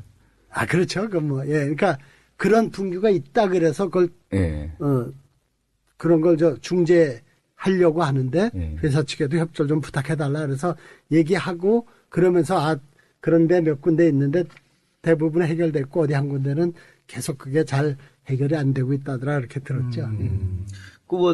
남성호 시장은 여전히 연락하시고 그렇죠? 아, 그럼요. 그렇게 연락하고. 그 가족들하고 다 친하고 그랬을 거 아닙니까? 워낙 친했었으니까. 아, 가족들도 그렇습니다. 다 알고, 그렇죠? 예. 그 따님이 굉장히 이쁘시다고 그러는데. 그거는, 요새 커서는 거의 못 봤어요. 시집 가셨나요? 네? 시집 갔겠지. 아, 그럼요. 같이 나이가 있으니까. 글쎄, 그 탤런트 하지 않았는데, 어떻게 하시나요? 아니, 저희가 또 이제 비선을 듣는 게 있습니다. 이름만 알고 있어요, 저희가. 그 세대여서 예, 상당히 이쁘다고 유명했어요. 그래서 물어본 거예요. 또 하나, 지금 풀무원에서 근무하셨던 분이 제보를 하셨어요. 제보를 해서 회의에 들어가면, 저번 선거 때 회의에 들어가면 은연중에 박근혜를 지지하라는 뜻으로 임원들이 얘기를 하더라고 증언을 했거든요. 이게 제보가 왔거든요. 은연중에. 스리슬쩍. 이거는 사실은 원영은 모르시는 일이죠, 이런 거는. 당연히 모르시겠지. 모르지만, 일테면 그 회사가 저 때문에도 그렇고, 또, 제가 박원순 시장이 아름다운 재단 할 때, 네. 얼마나 그 뜻이 좋습니까? 그래서 남승 사장한테 이렇게 좋은 사회적인 기업이 있으니까. 활동을 하는 네. 재단이 있으니까. 풀무원도 좀 관심 갖고, 좀 접근을 도와줘라. 좀 했으면 그래서 소개를 시켜줬어요. 그래서 풀무원의 사회이사로 박원순 그 당시 아름다운 재단 상임이사를 위촉을 했죠. 그러니까 또 그런 바른 목소리를 듣는 건 필요한 거니까 그런 저런 것으로 여러 가지 무슨 고발도 당하고 세분 사찰도 당하고 피해를 많이 받다 보니 겪고 있는 걸로 겪은 걸로 알고 있습니다. 받다 보니 정확치는 않겠지만 그래요. 그렇게 그 정도로 이해를 하도록 하죠. 하고 어쨌든 이제 요 근래에 이제 큰 선거가 없습니다. 그렇죠? 일리노이 없고 지금 총선 2016년 그 대선이 이제 2017년인데 결국은 여기서 아무리 민주당 좋은 얘기 해봐야 소용없고 총선에서 많은 사람 당선시켜서 머리 숫자 높이고 대선에서 이겨서 정권 교체하는 거 그게 정당의 목적의 목표 아니겠습니까? 그것을 위해서 이제 당 내부에서 치열한 논쟁도 있고 또 갈등도 있고 하겠습니다만 지금 같은 경우에는 오히려 야권의 지지율은 계속해서 정체된 상태고 정체? 안 까먹으면 다행이고. 더 내려갈 데가 없지. 정체죠, 예. 이게 국민들한테 다가갈 방법이 없을까요? 그래서 제가 이 혁신 실천위원회 일을 맡고 있습니다만, 우리가 바뀌어야 국민의 신뢰를 회복할 수 있습니다. 우린 바뀌지 않고, 국민들이 우리 말고 어디 지지할 데가 있겠냐, 미워도 다시 한번 아니겠냐, 이런 생각으로 하는 건, 이제는 안 된다. 네, 안 됩니다. 50년 동안 했는데. 그렇습니다. 짝사랑도 10년 하면 지쳐요. 그래요. 시간이 좀 거의 다 돼서, 마지막 질문을 드리겠는데, 아버지한테 정치한다 그랬을 때, 부친께서 하나님 기준으로 바르게 할 수 있겠느냐, 이렇게, 물었고, 다시 원 의원이 하나님 기준으로 잘할지는 장담 못하겠지만, 사람의 기준으로는 바르게 할 수 있습니다라고 답했다 그래요. 어떻습니까? 정치권에 들어와서 30년 됐는데 그때 아버지한테 한 대답, 약속 본인이 지금 잘 지키고 있다고 생각하십니까? 네, 아버님이 그냥 두 가지를 하나는 바르게 할 수 있겠냐, 그리고 재물의 유혹에 넘어가지 않겠냐 이렇게 물으셔서 이렇게 하나님 기준으로는 몰라도 사람의 기준으로는 바르게 하겠습니다. 자신 있습니다. 그리고 저는 그것이 개인의 어떤 새로운 각오나 이런 게 아니라 제가 정치를 하게 된 계기가 우리 사회를 바른 사회로 만들기 위해서 그러니까 민주화 운동의 연장선상에서 정치에 참여한 것이기 때문에 제 개인의 출세나 또는 부의 축적을 위해서 한 게 아니었으니까요. 당연한 일이라고 생각하고, 그리고 재물의 유혹이야. 제가 빚지셨다면서요. 부를 추구하면은 그 잘 나가는 풀무원을 망해서 그만둔 것도 나오실 필요가 아니고 없죠. 제 발로 그만둔 건데 풀무원 사업을 하지 내가 왜 정치에서 재물을 탐하겠습니까? 그건 전혀 그런 거는 걱정 안 하셔도 됩니다. 얘기를 했고 그런 점에서는 특별히 잘한 건 없지만 나름대로 원칙적으로 노력해 왔다고 생각합니다. 정치 일 하면서 혹시 후회됐다, 후회하시거나 이런 적 있으세요? 후회스러운 일? 크게 후회되는 건 없습니다. 이를테면 처음 새로운 정치를 내세우고 한겨레민주당에서 떨어졌을 때나 국민의힘 안 쫓아가서 또 떨어졌을 때나 나름대로 내가 유리함 불리함보다는 원칙과 소신을 갖고 하다가 얻은 결과니까 내가 당당하게 이걸 수용해야 된다. 그런 생각을 가졌고 또 결과적으로 아까도 말씀드렸지만 재선에 실패한 덕분에 제가 가장 신명나고 보람있는 부천시장을 또 할 수 있었고 게다가 축복이라고 생각합니다. 알겠습니다. 저도 하나 좀 여쭤볼게요. 요 질문의 연장선상이라 여쭤보는데, 야권 통합을 위해 굉장히 노력하셨고, 또 학생 시절에는 이제 독재와 맞서서 싸우셨던 분이고, 그리고 지금은 이제 50년 전통 야당 지지율이 정체되어 있는 민주당에 계신데, 본인이 그렇게 노력하셨던, 그리고 본인이 활동하셨던 그 민주화가 현재 어떻다고 생각하십니까? 됐다고 생각을 하십니까? 절차적 민주화, 그것조차도 MB 특히 박근혜 정권 들어서서 급속도로 파괴되고 위협을 받고 있지만 어쨌든 그래도 국민들이 보기에 옛날 독재 정권보다는 낮았다 보는 거죠. 예, 그 민주화의 실질적 삶의 의미가 뭐냐? 결국 경제적으로 사람들이 존중받고 인간다운 삶을 유지할 수 있게 되는 것이고 더 나가면 그게 사회적 민주화가 되겠죠. 근데 그 부분은 아직 먼 길이고 정치권의 과제가 그거고 어쨌든 재벌과 특권층, 우리 사회 기득권층을 대변하는 게 현재의 집권 세력이라면 그래도 서민과 중산층, 민중을 대변하는 게 우리 새정치민주연합인데 거기에 과연 우리가 제소임을 다 하고 있느냐 하는 점에서 부족한 점이 많고 이걸 극복해야 우리 당에 희망이 생길 뿐더러 국민에게 기대가 생길 수 있다 이런 점에서 책임을 많이 느끼는데 못하는 것이 참 안타깝습니다. 자, 그럼 마지막으로요.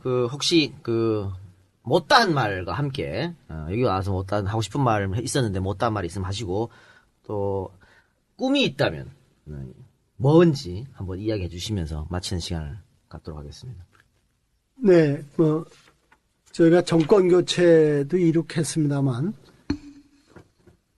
정권 교체라는 기록만으로 만족하기에는 너무나 우리 현실이 엄중합니다. 그런 점에서 제가 국회에서 남북관계발전특위위원장도 맡고 있습니다만 남북관계의 어떤 변화 발전을 위해서나 또 무엇보다 우리 사회에 빠른 속도로 진행되는 이 양극화를 통해서 발생하는 사회 해체의 위기, 특히 서민들의 그 어떤 민생의 위기, 젊은 사람들 열심히 공부하고 노력해도 취직 안 되고, 또 자영업자들 빚내서 인테리어 하고 권리금 주고 가게 차려도 그 돈조차 못 건지는 이 상태에서 정말 정치가 제 역할을 해야 되고 그 중에 서민과 중산층의 편에 서서 일할 수 있는 사람들은 역시 우리 야당일 수밖에 없습니다. 그런 점에서 우리가 잘해야 된다는 각오를 다지고 있는데 어쨌든 그 각오가 그야말로 타성이나 관념에 사로잡히지 않고 실천하는 것으로 나타나야 되는데 저는 동료 의원들께 이렇게 얘기합니다.